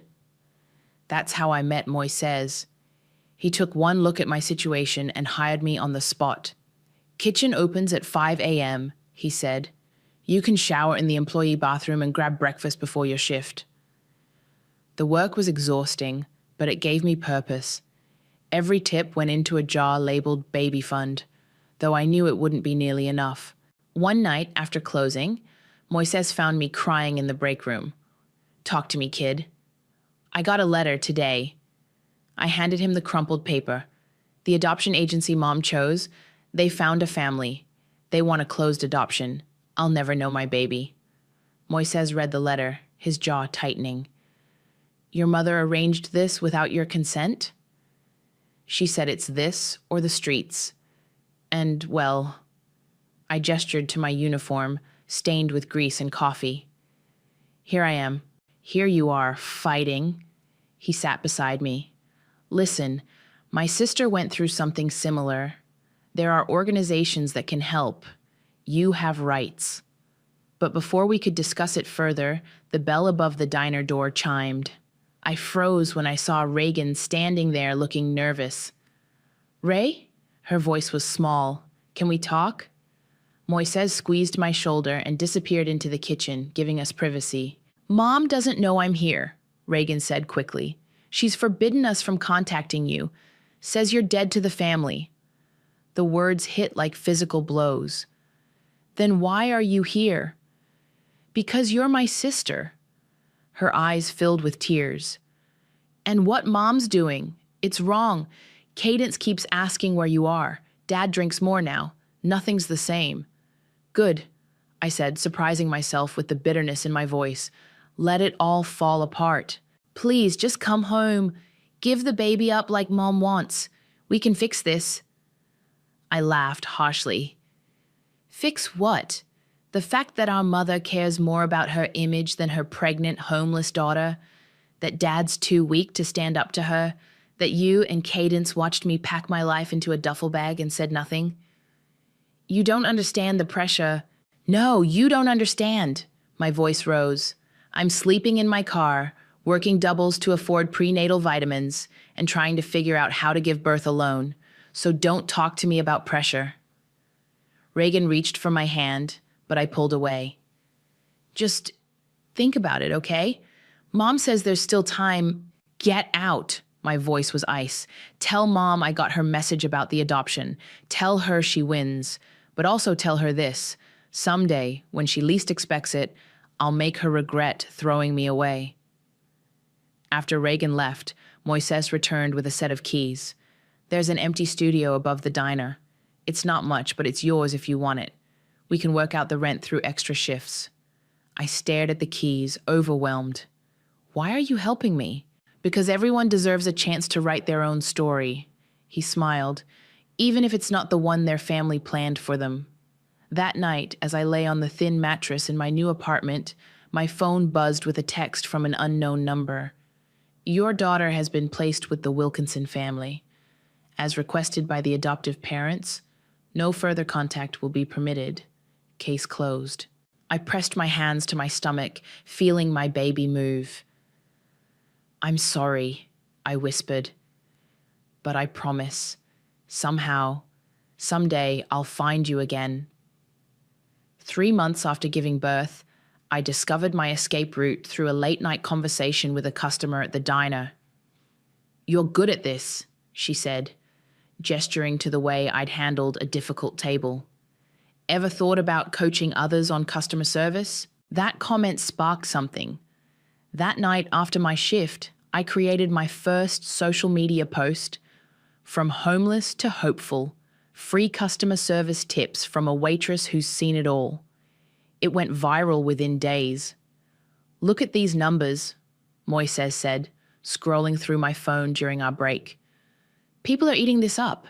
Your story's real, raw. I was already typing my next post. It's not just customer service tips anymore.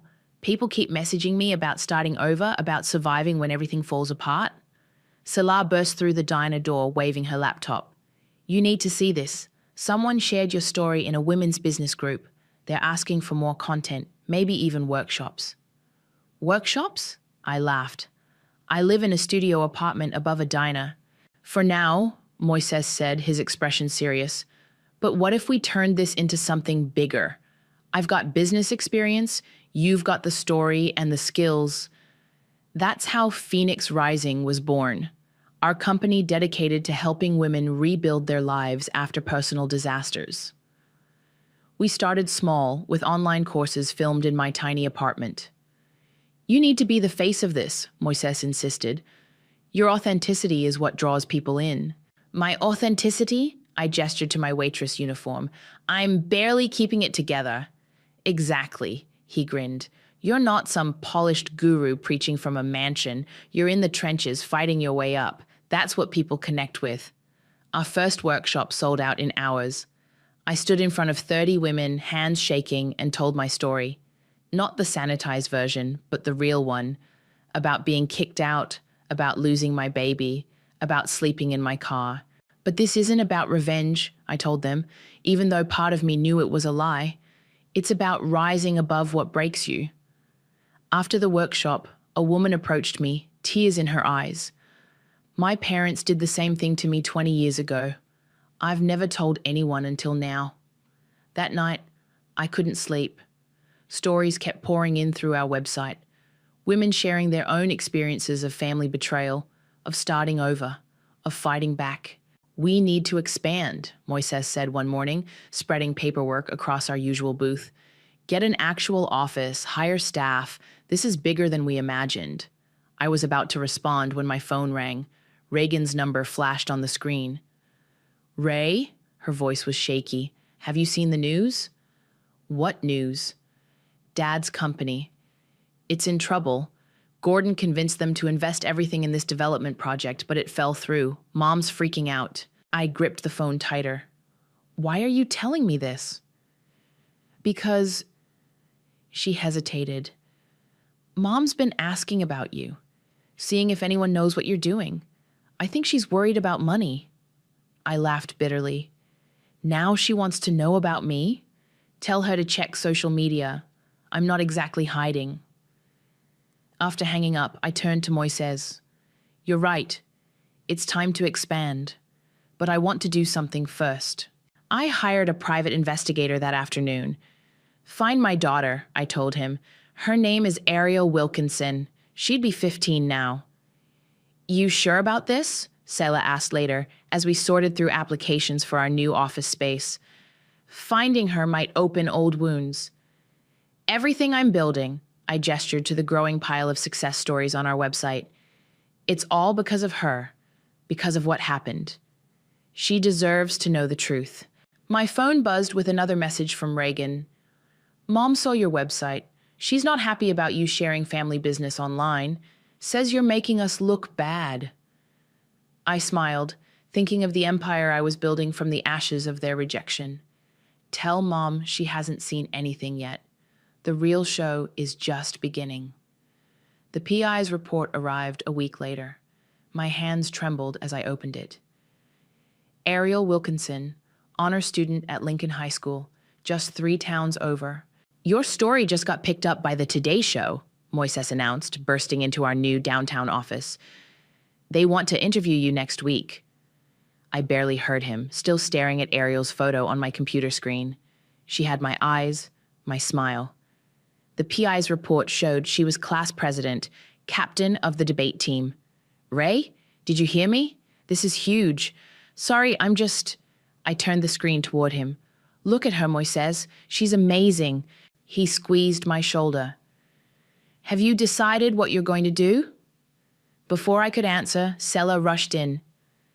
Emergency situation. There's a woman in the lobby asking specifically for you. Says she's Ariel's adoptive mother. My heart stopped. What? She looks desperate, Ray. Says they need help. I found Mrs. Wilkinson in our reception area, clutching her purse like a lifeline. She was younger than I'd imagined, maybe early 40s, with kind eyes and worry lines around her mouth. I'm Raylan, I said, trying to keep my voice steady. How can I help? I know who you are, she replied softly. I've been following your company's rise. When I saw your photo, I knew immediately. You're Ariel's birth mother. She has your smile. My hands started shaking. Does she know about me? She's always known she was adopted. We've been open about that. Mrs. Wilkinson's eyes filled with tears. But now we're in trouble. My husband lost his job, we're facing foreclosure, and Ariel, she got accepted to Princeton early decision. It's her dream school, but we can't afford it. Why come to me? Your foundation helps women in crisis. And she hesitated. Ariel's been asking questions about you. She saw your interview in Business Weekly. She knows what happened to you, why you had to give her up. My phone buzzed. Another text from Reagan. Dad's declaring bankruptcy. Gordon disappeared with what was left of their investments. Mom's hysterical. I silenced the phone. Does Ariel want to meet me? Yes. Mrs. Wilkinson smiled through her tears. She's brilliant, determined, just like you. When she saw what you've built, how you help others, she was so proud. She wants to know her birth mother. The irony wasn't lost on me. While my biological family was crumbling, my daughter, the one Mom forced me to give away, was reaching out. We have a scholarship program, I said carefully, for exceptional young women facing hardship. I think Ariel would be a perfect candidate. Really? Hope flickered across Mrs. Wilkinson's face. But what about meeting her? That's up to her, I said. And you. I don't want to disrupt her life. You wouldn't be disrupting it. You'd be completing it. Later that night, as I reviewed the scholarship paperwork with Moises, my phone rang again. Reagan. Mom's losing it, she said without preamble. She's been watching all your interviews, obsessing over your success. Says you're doing this to spite her. I built this company to help women like me, I replied. Women who were thrown away by the people who should have protected them. We're about to lose everything, Ray. The house, Dad's company, our reputation. Karma's funny that way. Mom's talking about coming to your next event. Says she wants to make things right. I thought about the Foundation's upcoming gala, our biggest event of the year. Tell her not to bother. I'm done with her version of right. After hanging up, I opened my email to find a message from Ariel herself. Dear Raylin, I know who you are. I've watched every interview, read every article. What my grandmother did to you was unforgivable. But what you've built from that pain is incredible. I'd like to meet you, if you're willing. Ariel. Attached was a photo of her holding her Princeton acceptance letter, beaming with pride. You okay? Moises asked, watching me wipe away tears. Better than okay. I smiled, thinking of the gala plans, of Ariel's scholarship, of Mom's impending attempt at reconciliation. Everything's falling into place exactly as it should. The pieces of my revenge were finally coming together, but now it felt like something more, something like justice. The cafe where I arranged to meet Ariel was neutral ground, a quiet place downtown with good coffee and better privacy. I arrived 30 minutes early, my heart threatening to burst through my chest. You must be Raylin, a voice said behind me. I turned to find a tall, confident teenager with my eyes and smile. I'm early, I know. I couldn't wait. We hugged awkwardly, then sat down.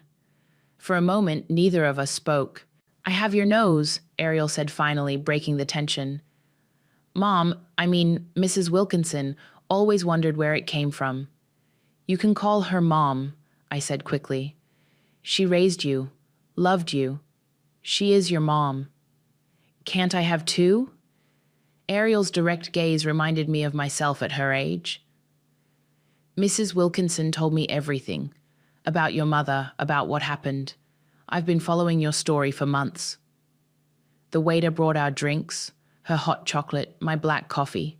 I need you to know something, I said. Giving you up.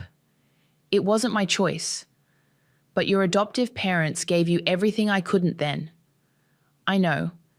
Ariel reached across the table, squeezing my hand. But look at what you've built. You help women who are going through what you went through. That's amazing. Speaking of which, I pulled out an envelope. Your scholarship paperwork, full ride to Princeton, plus living expenses. Her eyes widened. Really?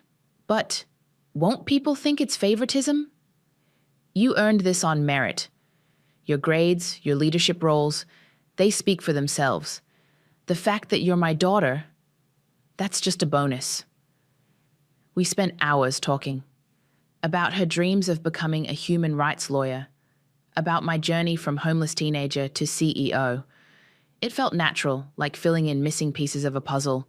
There's something else you should know, I said as afternoon turned to evening.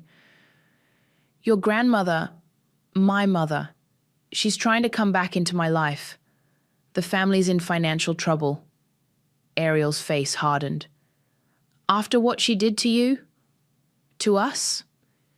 They're planning to show up at my foundation's gala next week. Mom wants to make amends publicly. Sounds more like she wants to cash in on your success. Ariel's perception was sharp. What are you going to do? Before I could answer, my phone buzzed. Reagan again. Ray, please. Her voice was desperate. Cadence just got accepted to college, but we can't afford it now. Mom's talking about crashing your gala, making some big public apology. She thinks you'll help us if she humbles herself. Humbles herself? I laughed bitterly. She threw me out like garbage, made me give up my baby, and now she wants my help? We're family. No, Reagan. Family doesn't do what she did, what all of you did. After hanging up, I looked at Ariel. How would you like to be my special guest at the gala? Her eyes lit up. Really? But what about... It's time everyone knew the truth. All of it. Are you ready for that? She straightened in her chair, looking every bit the future lawyer she wanted to become. More than ready. They should know what their actions cost us both. Later that night, I met with Moises and Selah at the office. Are you sure about this? Selah asked. Going public with Ariel, confronting your family, it's going to be explosive. That's the point. I showed them the gala plans. Mom wants to make a public apology? Fine. But it'll be on my terms, with my truth. The press will have a field day, Moises warned. Let them. Every woman who's ever been shamed, silenced, or thrown away by their family deserves to see this. My phone buzzed one last time. A text from Cadence. Mum's picking out a dress for your gala. Says it needs to look humble but expensive. Please don't hurt her too badly, Ray. She's still our mother. I looked at Ariel's scholarship paperwork, then at the gala plans. Sometimes, I texted back, being a mother means facing the consequences of your choices. The stage was set. In 1 week, everything would change. The ballroom buzzed with energy as staff made final preparations for the gala. Photographers set up their equipment, caterers arranged elaborate displays, and my team rushed around with clipboards and earpieces. Your mother just arrived, Moises said, appearing at my side. She's in the lobby with your father and sisters. Security's keeping them there until you give the word. I smoothed my red dress, chosen specifically because Mom always said red was too bold, too attention-seeking. Let them wait. Ariel emerged from the green room, stunning in a midnight blue gown. Ready for this? Are you? I checked her microphone. Once we do this, there's no going back. Your life will change. My life changed the moment your mother forced you to give me up. She squeezed my hand. Let's make it mean something. Selah rushed over, tablet in hand. Reagan's asking to speak with you, says it's urgent. I found Reagan pacing the lobby, looking expensive but tired. Mom, Dad, and Cadence sat rigidly on nearby chairs, like royalty waiting for an audience. Whatever you're planning, Reagan whispered, pulling me aside, please reconsider. Mom's prepared this whole speech about family healing and forgiveness. Of course she has. I laughed. Let me guess. She'll cry prettily, talk about maternal love and mistakes made with good intentions. She's still our mother. No. My voice was steel. She stopped being my mother the night she gave me 30 minutes to pack my life into a duffel bag. Mom stood up, smoothing her designer dress. Raylene, darling, you look successful. Save it. I turned to the security team.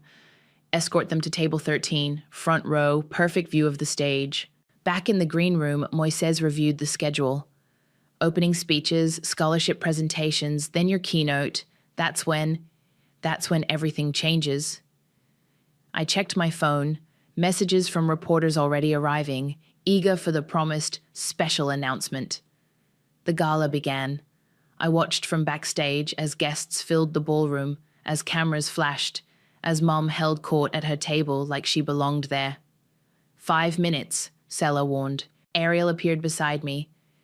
Your sister Cadence keeps looking at me funny. I think she sees the resemblance. Soon everyone will. I hugged her quickly. Remember, you don't have to do this. Yes, I do, for both of us. I took the stage to thunderous applause, my success evident in every detail of the elegant event. Welcome to the Phoenix Rising Foundation's annual gala, I began. Tonight, we celebrate women who refuse to let others write their stories. From my perfect vantage point, I watched Mom's face as I announced scholarship recipients, each one a young woman who'd overcome family rejection, abuse, or abandonment. Our final scholarship, I said, my heart pounding, goes to an extraordinary young woman. Brilliant, resilient, and proof that sometimes our greatest gifts come from our deepest wounds. Mom sat straighter, probably expecting me to announce Cadence's name, to extend an olive branch. Please welcome Ariel Wilkinson. The room applauded as Ariel walked on stage. I heard Cadence's sharp intake of breath, saw Reagan's hand fly to her mouth, watched Dad's face drain of color, but Mom's expression shifted from confusion to horror as recognition dawned. Many of you know my story, I continued, my voice carrying clearly through the silent room. 15 years ago, I was thrown out of my home for refusing to hide my pregnancy, forced to give up my child to protect someone else's reputation. Cameras swiveled between me and my family's table. What you don't know is that child grew up to be this remarkable young woman standing beside me, my daughter, Ariel. The room erupted in gasps and whispers. Mom stood up, her face ashen. Raylan, please, no, Mother. My voice cut through the chaos. You wanted to make a public statement tonight? Well, so did I. Security moved to block her path as she tried to approach the stage. This scholarship, I wrapped an arm around Ariel's shoulders, represents everything you tried to destroy. Hope, future, family, real family. The last thing I saw before walking off stage was Mom crumpling into her chair, her perfect mask finally cracking as cameras flashed around her.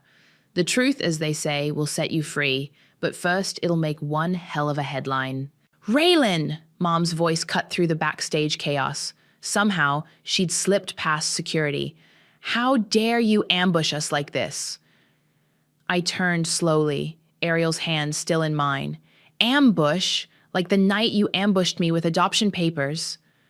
I did what was best for this family. Her perfect makeup couldn't hide her trembling lips. No, you did what was best for your reputation. I stepped forward. And now you're here because that reputation is in tatters, and you need my help. Dad appeared behind her, looking older than his years. Princess, please, don't princess me now. My voice cracked. Where was this fatherly concern when I was sleeping in my car? Ariel squeezed my hand. Should I give you privacy? No, I said firmly.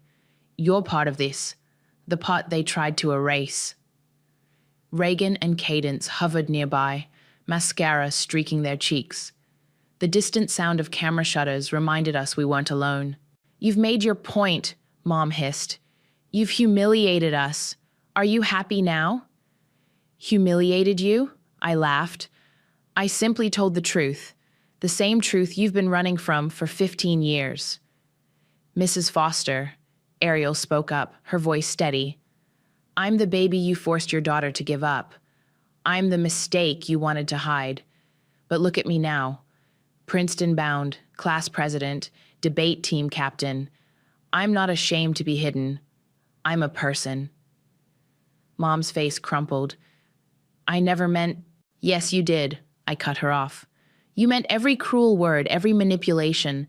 And now that your perfect world is falling apart, you thought you could walk in here, shed a few tears, and access my success.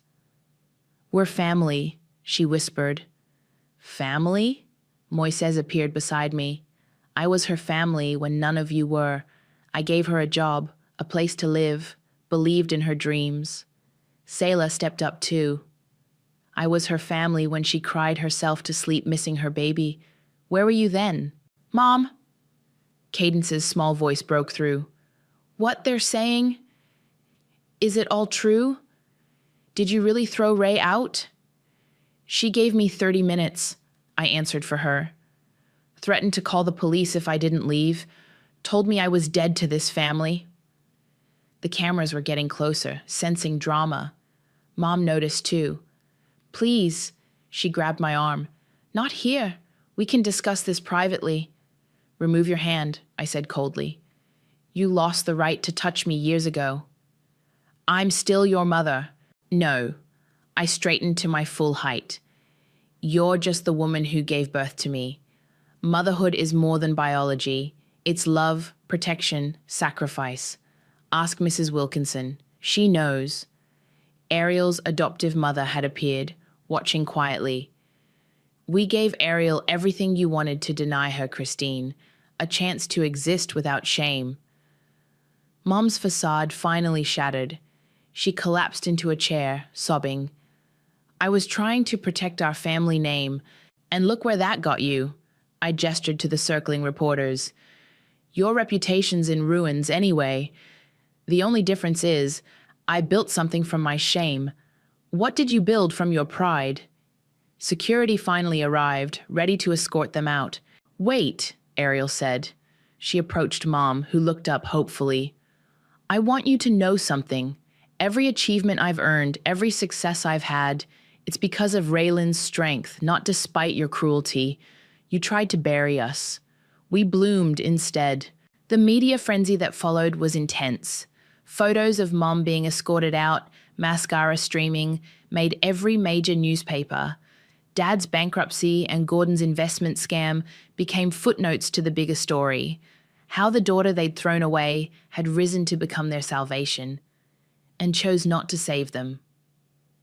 Later that night, after the cameras left and the dust settled, Reagan approached me one last time. For what it's worth, she said quietly, I'm sorry for not standing up for you then, for staying silent.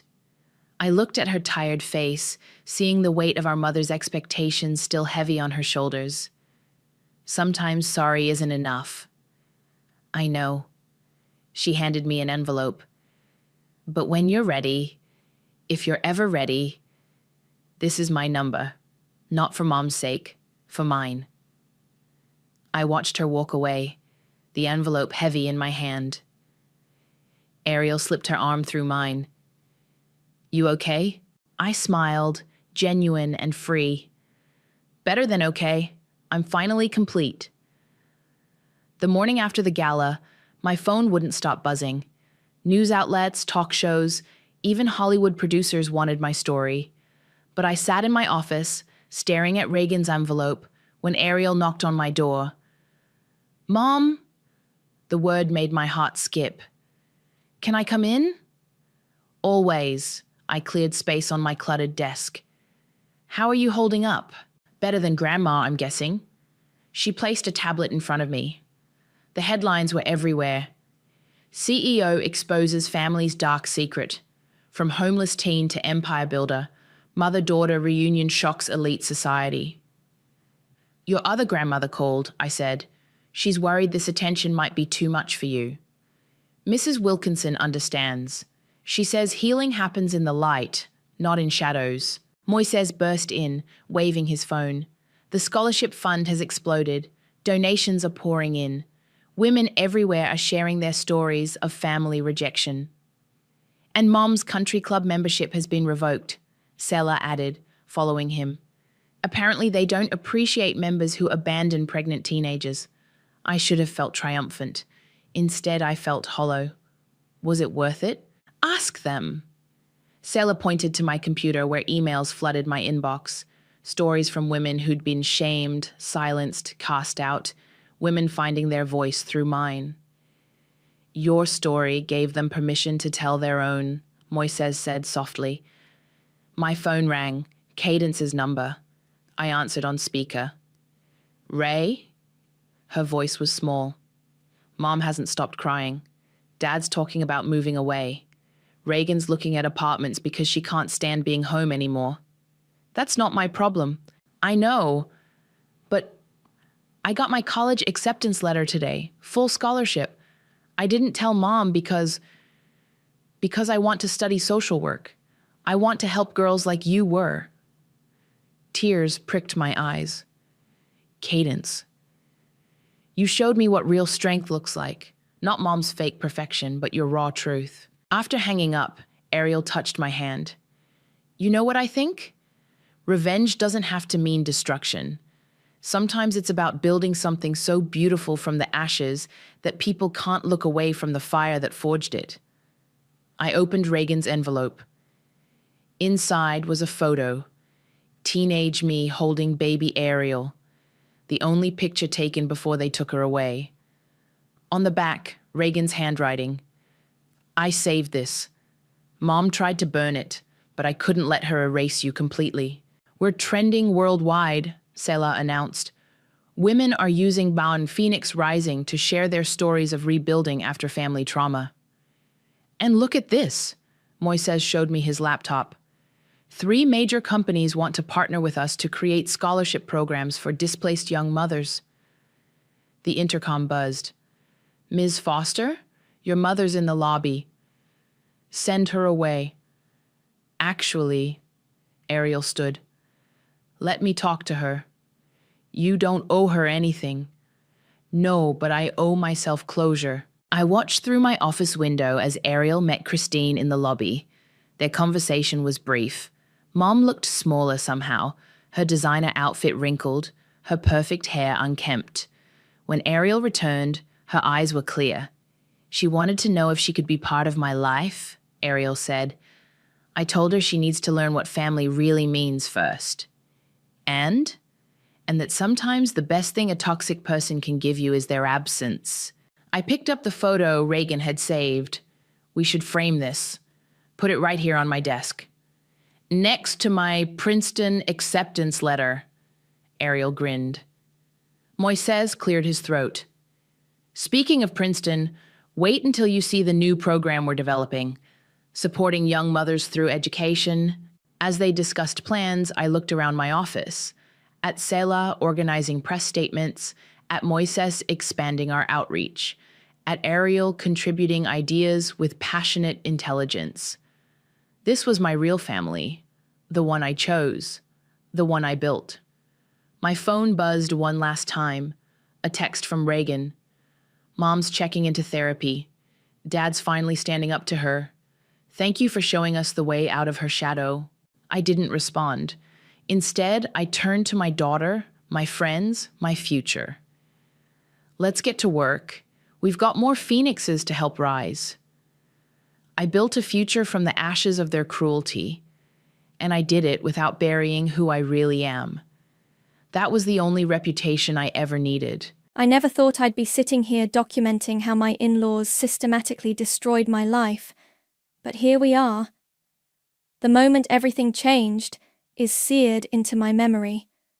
That sunny Tuesday afternoon, when I found the manila envelope hidden in Gabriel's desk drawer. My name is Remy, and 6 months ago, I had everything. A successful career as a corporate attorney, a beautiful 12-year-old daughter named Noelle, and what I thought was a solid marriage.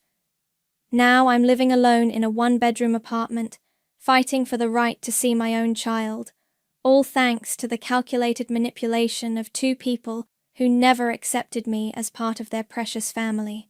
Darling, you really should let Mother handle Noelle's college fund, Lauren would say during our Sunday dinners, her perfectly manicured nails tapping against her wine glass. After all, you're so busy with work, and these things require attention to detail. I'd smile and deflect like always. Thanks, Lauren, but Gabriel and I have it covered. The undermining was constant, death by 1,000 cuts. When Noelle got straight A's, it was, despite her mother's long hours at the office. When I made partner, Reuben cornered Gabriel in his study. I overheard him through the door. Son, are you sure this is the kind of woman you want raising your daughter? Someone who puts career before family? But finding that envelope changed everything. Inside were printed emails between Lauren and Gabriel spanning years, methodically documenting every time I worked late, every school event I missed due to court appearances, Every moment I wasn't the perfect mother she thought I should be. "You need to read this," I confronted Gabriel that evening, spreading the emails across our kitchen counter. "Your mother's been building a case against me for years." He wouldn't meet my eyes. "She's just concerned about Noelle." "Concerned? She's poisoning you against me." My hands were shaking. "Look at these. She's twisted everything. That time I missed Noelle's recital.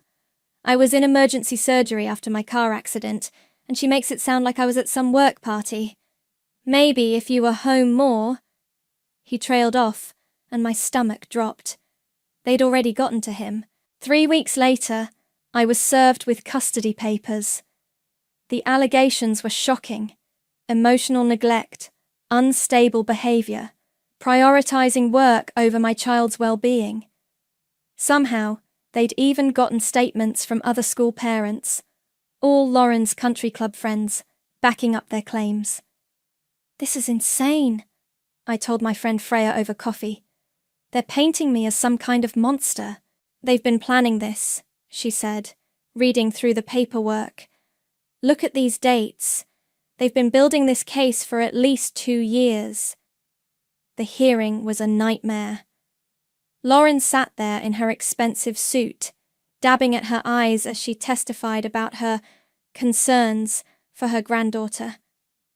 Ruben presented financial records showing how many hours I worked, carefully edited to exclude context. And Gabriel just sat there, silent and complicit. When the judge granted them temporary custody, I couldn't breathe. Noelle cried as they led her away, reaching for me. "Mom, please, I want to stay with you." "It's for the best, sweetheart," Lauren soothed, shooting me a triumphant look as she guided my daughter, my baby, out of the courtroom. That night, alone in my house, I found more documents Gabriel had hidden. Letters from Lauren, dating back to our engagement, warning him about me, plotting ways to protect him and any future children from my influence. They'd been working to destroy me from the very beginning. I sat there until sunrise, reading every word, feeling something hard and cold crystallize in my chest. They thought they'd won, thought they'd broken me, but they'd made one crucial mistake. They'd left me with nothing left to lose.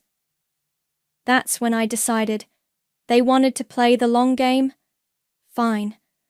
I'd show them exactly what a woman with nothing left to lose could do. This isn't just about revenge anymore. It's about justice. About making sure they never do this to anyone else again. And I'm just getting started. The rumors spread like wildfire. One day, I was a respected attorney. The next, I was getting sideways glances in the courthouse hallways. Former colleagues crossed the street to avoid me. My own clients started requesting different counsel. "Did you hear what happened with Remy?" I overheard in the courthouse bathroom. Apparently, she had some kind of breakdown. That's why she lost custody. I gripped the sink, knuckles white, waiting for them to leave. Lauren's handiwork was everywhere. She'd spent years cultivating these connections, and now they were all turning against me. My phone buzzed with a text from Noelle. "Mom, can you come to my dance recital tonight?" Before I could reply, another message came through. "Never mind. Grandma says it's better if you don't." I slumped against my office wall, memories flooding back. Noelle at 6, spinning in her first tutu. At 8, practicing pirouettes in our kitchen. At 10, beaming as I helped pin her competition number. Now my own daughter was being taught to push me away. "You need to eat something," Freya insisted, barging into my office with takeout. "And you need to hear what I found." I pushed away the container. "I'm not hungry. Trust me. You'll want your strength for this." She pulled out her tablet. "Remember Lauren's friend Margaret from the country club? The one who testified about your concerning behavior at school events?" I nodded. "Well, I did some digging. 3 other women in their social circle have lost custody battles in the past 5 years, All of them successful professionals. All of them opposed by Lauren's testimony. That's not a coincidence, I muttered. It gets worse. Look at these social media posts. Freya scrolled through screenshots. Lauren's been spreading prayers and concerns about your mental health for months. She's got half the town convinced you're unstable. My phone rang. Gabriel's number. I answered on speaker. Remy, we need to talk about support payments, he said, his voice cold. And we're filing to terminate your parental rights. The room spun. You can't be serious. It's for the best. Noelle needs stability. Stability? I shot back. She needs her mother. Gabriel, please, you know me. You know I'm a good mother. Do I? His voice hardened. Because lately I don't know what to believe anymore. After he hung up, Freya grabbed my hands. This isn't over. We'll fight this. But how do you fight when your entire world has turned against you? That night, I was called into the managing partner's office. Remy, we need to discuss your position here, he began, not meeting my eyes. Given the recent circumstances. You're firing me? I couldn't believe it. On what grounds? Clients are expressing concerns. Your situation has become complicated. My situation? I laughed bitterly. You mean the lies being spread about me? We'll provide a generous severance package. Just like that. 15 years of dedication, gone. I cleaned out my office at midnight when no one would see me leave. At home, I found a letter from Lauren waiting in my mailbox. Inside was a photo of Noelle at her recital, along with a handwritten note. She did beautifully tonight. Shame you weren't there to see it. But then, you never really were there, were you? I crumpled the note, rage building in my chest. They'd taken everything, my daughter, my career, my reputation. I was drowning, and they were watching from the shore, satisfied with their handiwork. That night, I sat in Noelle's empty bedroom, touching her abandoned dance shoes, her favourite stuffed elephant, the photo collage we'd made together last summer. My phone lit up with a text from an unknown number. I know what they did to you. I know because they did it to me too. If you want to fight back, meet me tomorrow at Riverside Coffee. Come alone. I stared at the message for a long time. I had nothing left to lose. But maybe, just maybe, I had something to gain. They thought they'd broken me, but they were wrong. This wasn't the end of my story. It was just the beginning of theirs. Riverside Coffee was quiet when I arrived. Just the morning regulars and a woman sitting alone by the window. She looked up as I approached, her expression knowing. You must be Remy. I'm London. I slid into the seat across from her. You said they did this to you too. Not the Stones directly, London replied, stirring her coffee. But the same playbook.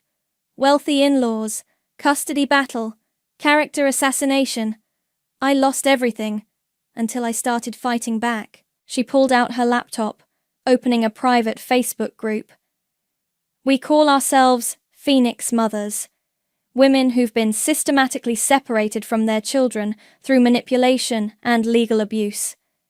There are thousands of us. My hands shook as I scrolled through the stories. So many echoed mine. Successful women branded as unstable, unfit, career-obsessed. All orchestrated by wealthy, controlling in-laws. Mom? My mother Stella's voice cracked through my phone later that day. I just ran into Lauren at the grocery store. She had the nerve to ask how you were doing, said she was praying for your healing. I gripped the phone tighter. What did you say? I told her to shove her prayers where the sun doesn't shine. Mom paused. Honey, you need to stop hiding. Start telling your story. That night, I couldn't sleep. I opened my laptop and started typing. My name is Remy, and this is how my in-laws stole my daughter. The post exploded. Within hours, hundreds of comments poured in. Women sharing similar stories. local mothers who'd witnessed Lauren's manipulation firsthand, former clients offering support. "You need to see this," Freya said the next morning, forwarding an email. "Remember that charity board Lauren chairs? 3 other members just resigned after your post went viral. London called an emergency meeting."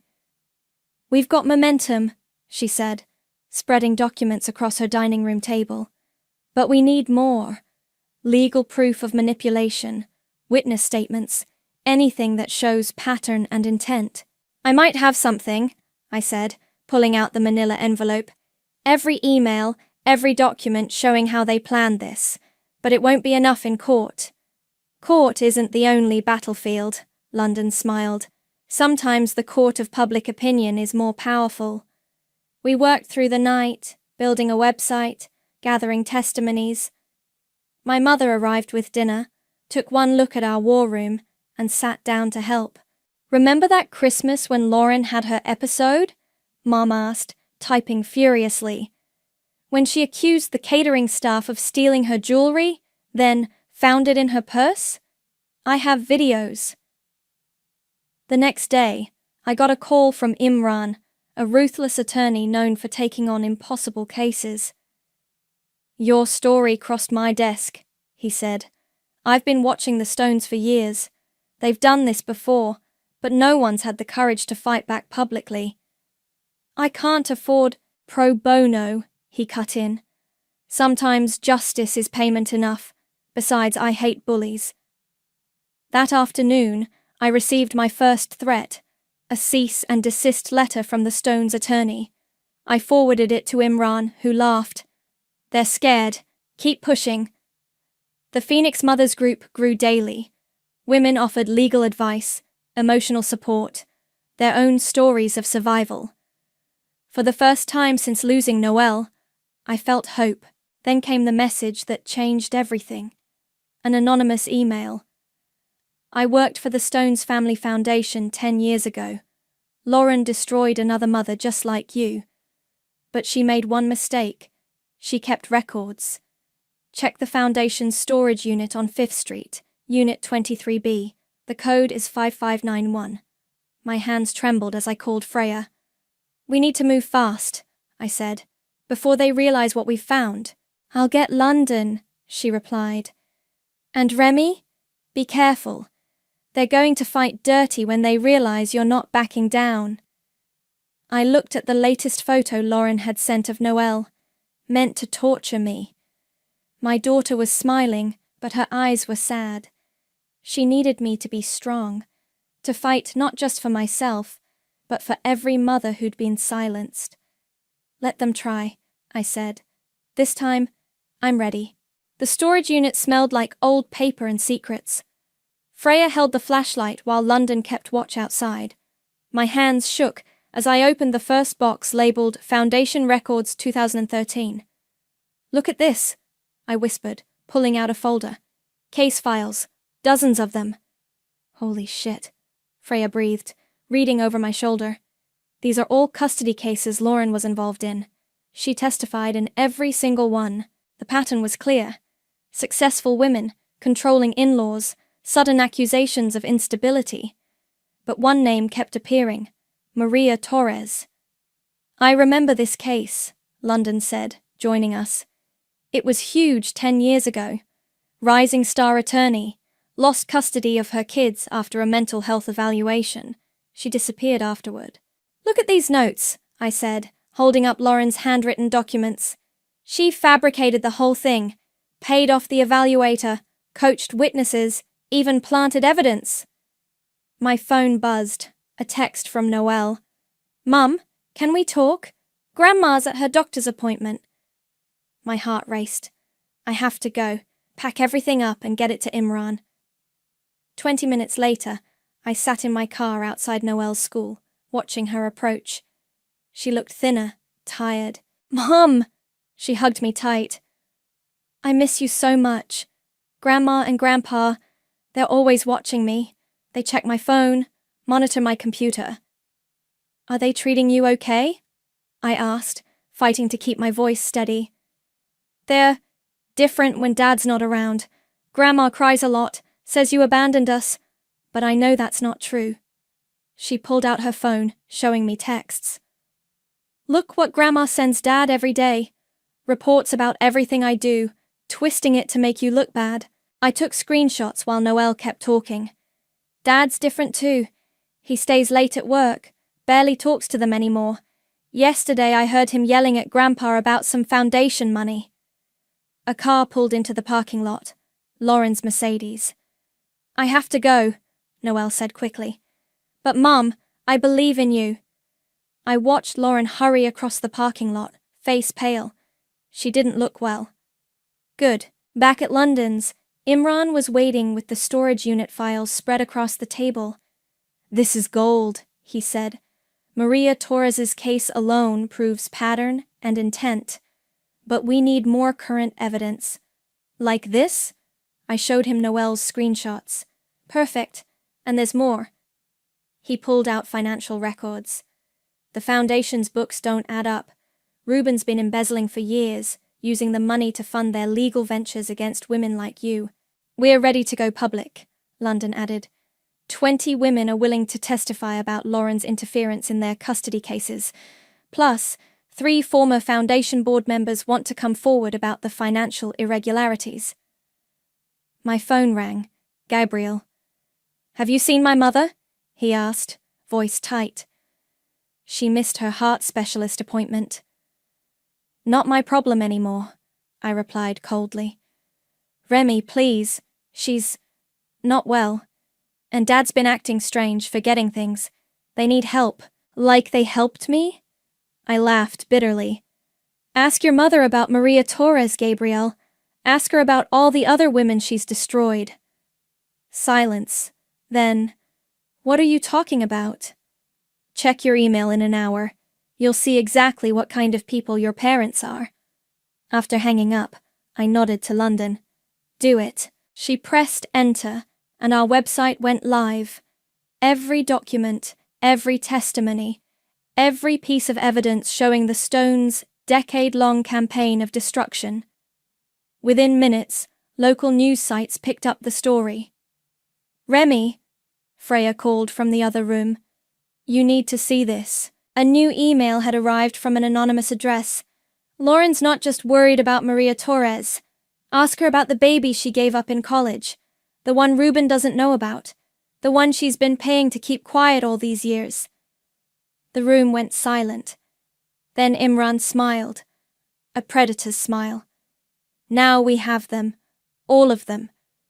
My phone lit up with a text from Lauren herself. Please. We need to talk. Name your price.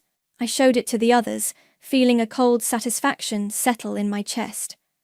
They think they can still buy their way out of this. What are you going to do? London asked. I typed my response. Meet me tomorrow, 2 p.m, Riverside Coffee. Come alone. The pieces were finally falling into place. Now it was time to show them exactly what it felt like to lose everything. Lauren looked like a ghost of herself when she walked into Riverside Coffee. Her designer outfit hung loose, her hands trembling as she clutched her purse. I almost felt sorry for her. Almost. You've ruined everything, she hissed, sliding into the booth. The foundation board is demanding an audit. Our friends won't return our calls. Even our church group. Karma's interesting, isn't it? I sipped my coffee. How does it feel to be the one isolated and judged? What do you want? Money? We can pay. I want my daughter back. She flinched. The courts will be very interested in the new evidence we've uncovered, I cut in, including Maria Torres's case. And speaking of hidden secrets, how's your first child doing? The one you gave up? The color drained from her face. How did you... I know everything, Lauren. Every lie, every manipulation, every skeleton in your designer closet. The question is, does Ruben... Before she could respond, the bell above the door chimed. Gabriel walked in, followed by Imran and the court-appointed supervisor. My heart stopped. Noelle was with them. Mom! She ran to me, ignoring Lauren's attempt to intercept her. What's going on? Lauren demanded, looking between Gabriel and Imran. Emergency custody hearing, Imran explained smoothly. Given the new evidence and Mr. Stone's petition for modification. Gabriel! Lauren's voice cracked. What have you done? What I should have done months ago, Gabriel replied, not meeting his mother's eyes. I've read everything, Mom. The emails, the foundation records, Maria Torres's case. How could you do this? To Remy? To all those other women? We were protecting you, protecting Noelle. No, I said quietly. You were protecting your image, your control. And now you've lost both. The supervisor cleared her throat. Mrs. Stone, in light of recent developments, the court has granted temporary custody to Remy, pending full review. Lauren swayed in her seat. You can't. Reuben will never. Reuben's being questioned by the FBI about the foundation's finances as we speak, Imran added. I'd worry more about yourself right now. Noelle squeezed my hand. Can we go home now, Mom? Home. The word hit me like a wave. Yes, baby. We can go home. As we stood to leave, Lauren grabbed my arm.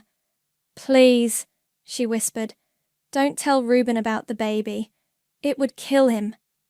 I gently removed her hand. You should have thought about consequences before you tried to destroy me. The next few days were a blur of court appearances, witness statements, and media coverage. Former victims of Lauren's manipulation came forward in droves. The Foundation's financial scandal made national news. Gabriel filed for divorce from his own parents, legally distancing himself from their actions. The judge wants to see you, Imran announced one morning. Privately. In chambers, the judge looked grave. I owe you an apology, Remy.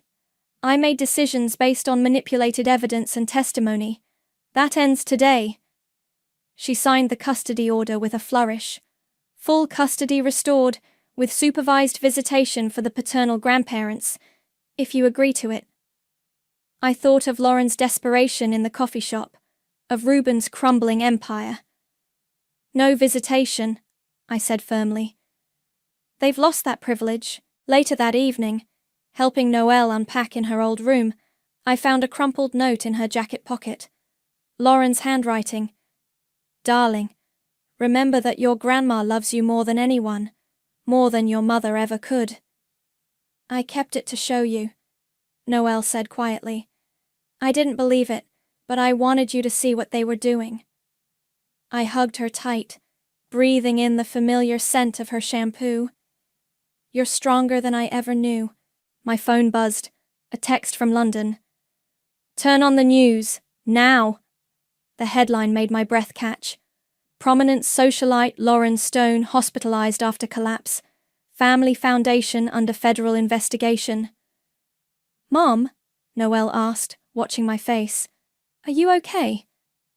I looked at my daughter, safe in her home, and felt the last piece of bitterness melt away. Yes, baby. For the first time in a long time, I really am. The war wasn't over, but I'd won the most important battle. The rest was just cleanup. The hospital waiting room was crowded when Gabriel arrived, looking exhausted. She's asking for you, he said, running a hand through his disheveled hair. The doctors say it was a minor stroke, but you want me to see her anyway, I finished. Why should I? Because she's lost everything, Remy. The Foundation's frozen their accounts. Dad's facing criminal charges. Their friends have abandoned them. Even their lawyer dropped them. I laughed bitterly. Sounds familiar, doesn't it? Before he could respond, my phone buzzed. Freya. Turn on Channel 7 now. The waiting room TV was already playing the news. There was Reuben, being led out of his office in handcuffs. The ticker beneath read, Foundation chairman arrested, millions missing from charity accounts. Jesus, Gabriel muttered. How long has he been stealing? At least 10 years, I replied. Long enough to fund their little crusade against women like me, like Maria Torres. A nurse approached us. Mrs. Stone is asking for her son and her daughter-in-law. Ex-daughter-in-law, I corrected automatically. Lauren looked small in the hospital bed, her makeup-free face showing every year of her age. Her eyes locked onto mine the moment I entered. "Come to gloat," she whispered. "No, I came to show you something." I pulled out my phone, showing her the email I'd received that morning. "Your first child, the one you gave up. She's willing to talk, to everyone." Lauren's heart monitor spiked. You wouldn't destroy my life, take my daughter, ruin my career?" "I did it for family," she pleaded, "to protect what's mine." "No," I cut in. "You did it for control, and now you've lost it all." Gabriel stepped forward. "Mom, the FBI found offshore accounts. Dad's been moving charity money for years. Did you know?" She looked away. "Everything we did was for you, for Noelle." "Stop lying," I snapped. "You did it for yourselves. And now?" I pulled out a stack of papers. "These are restraining orders. For you and Reuben. You'll never come near me or Noelle again." "You can't." "I already have. I've also made sure every cent you have is tied up in legal holds. Your house, your cars, your precious social standing. It's all gone." "We're your family," she whispered. "No. You're just people who tried to destroy me. And failed." Later that night, Freya and London came over with wine and takeout.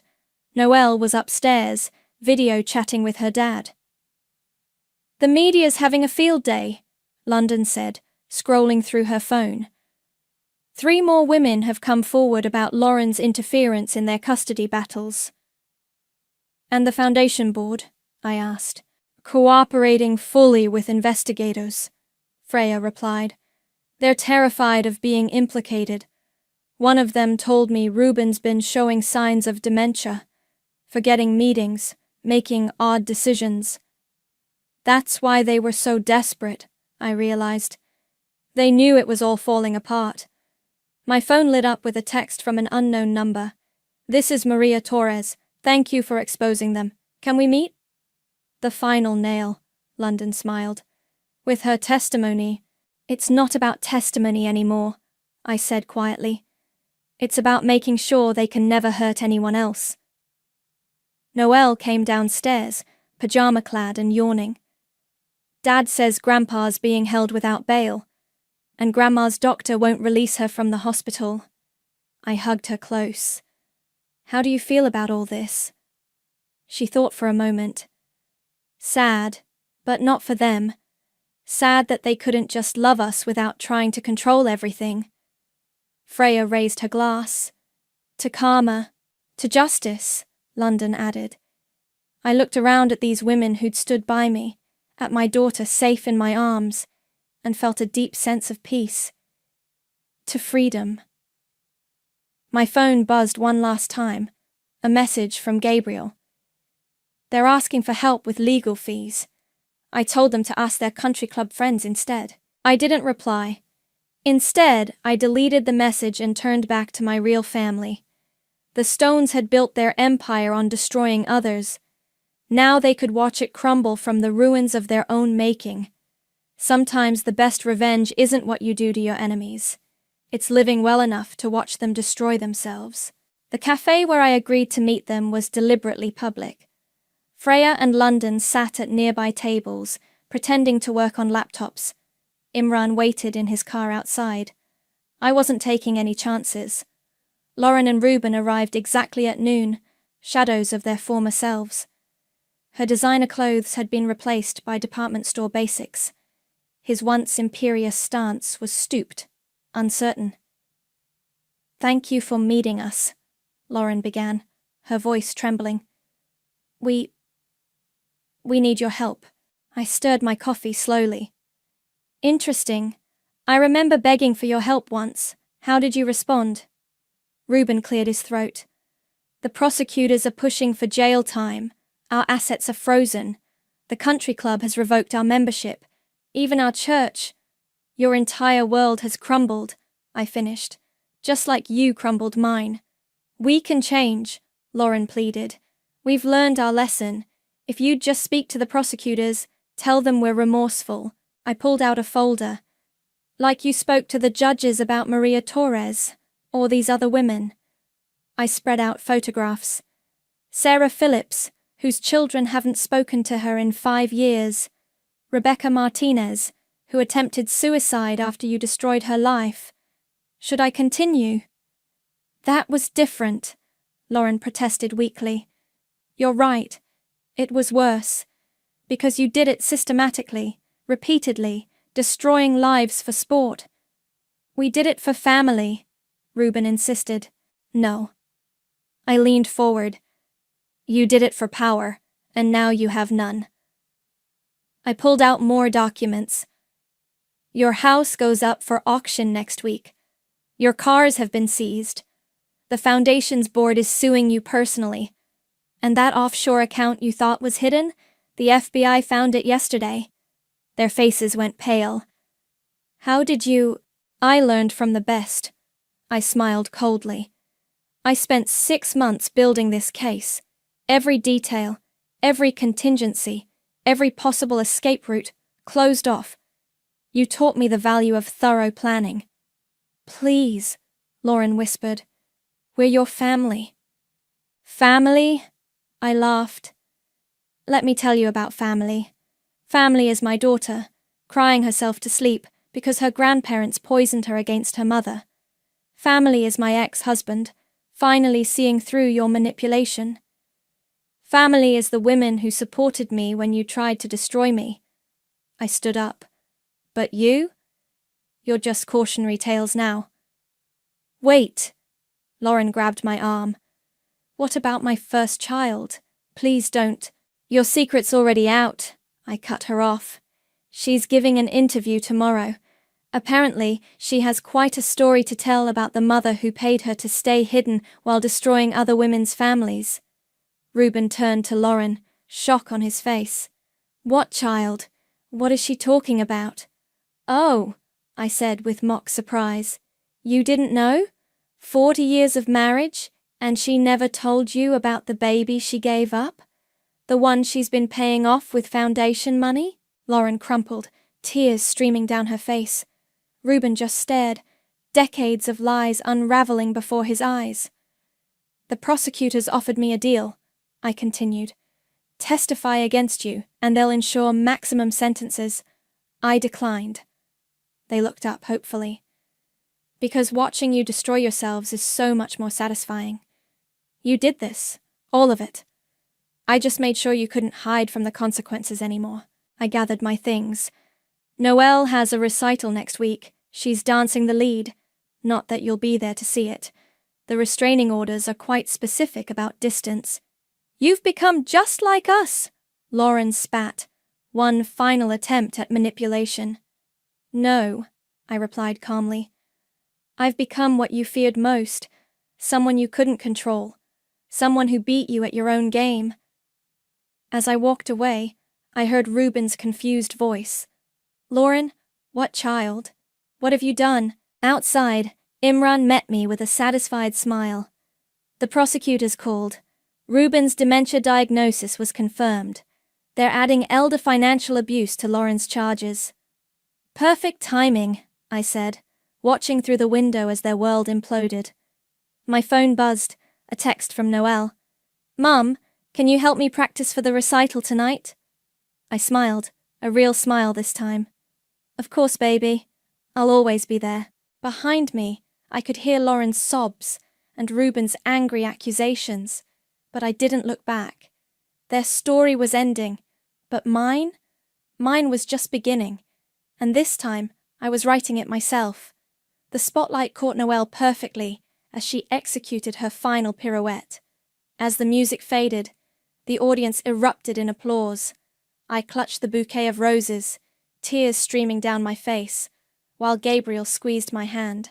She's amazing, he whispered. I'm so sorry.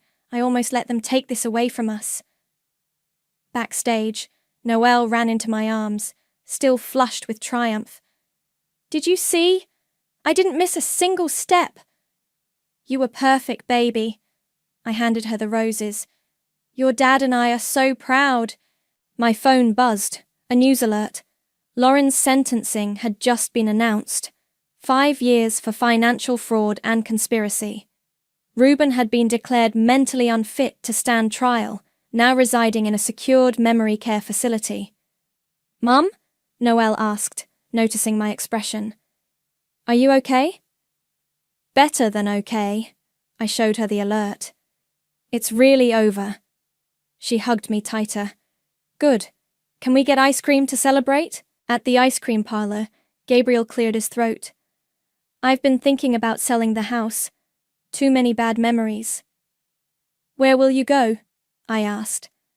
There's a position opening in my firm's Seattle office. Fresh start. He paused.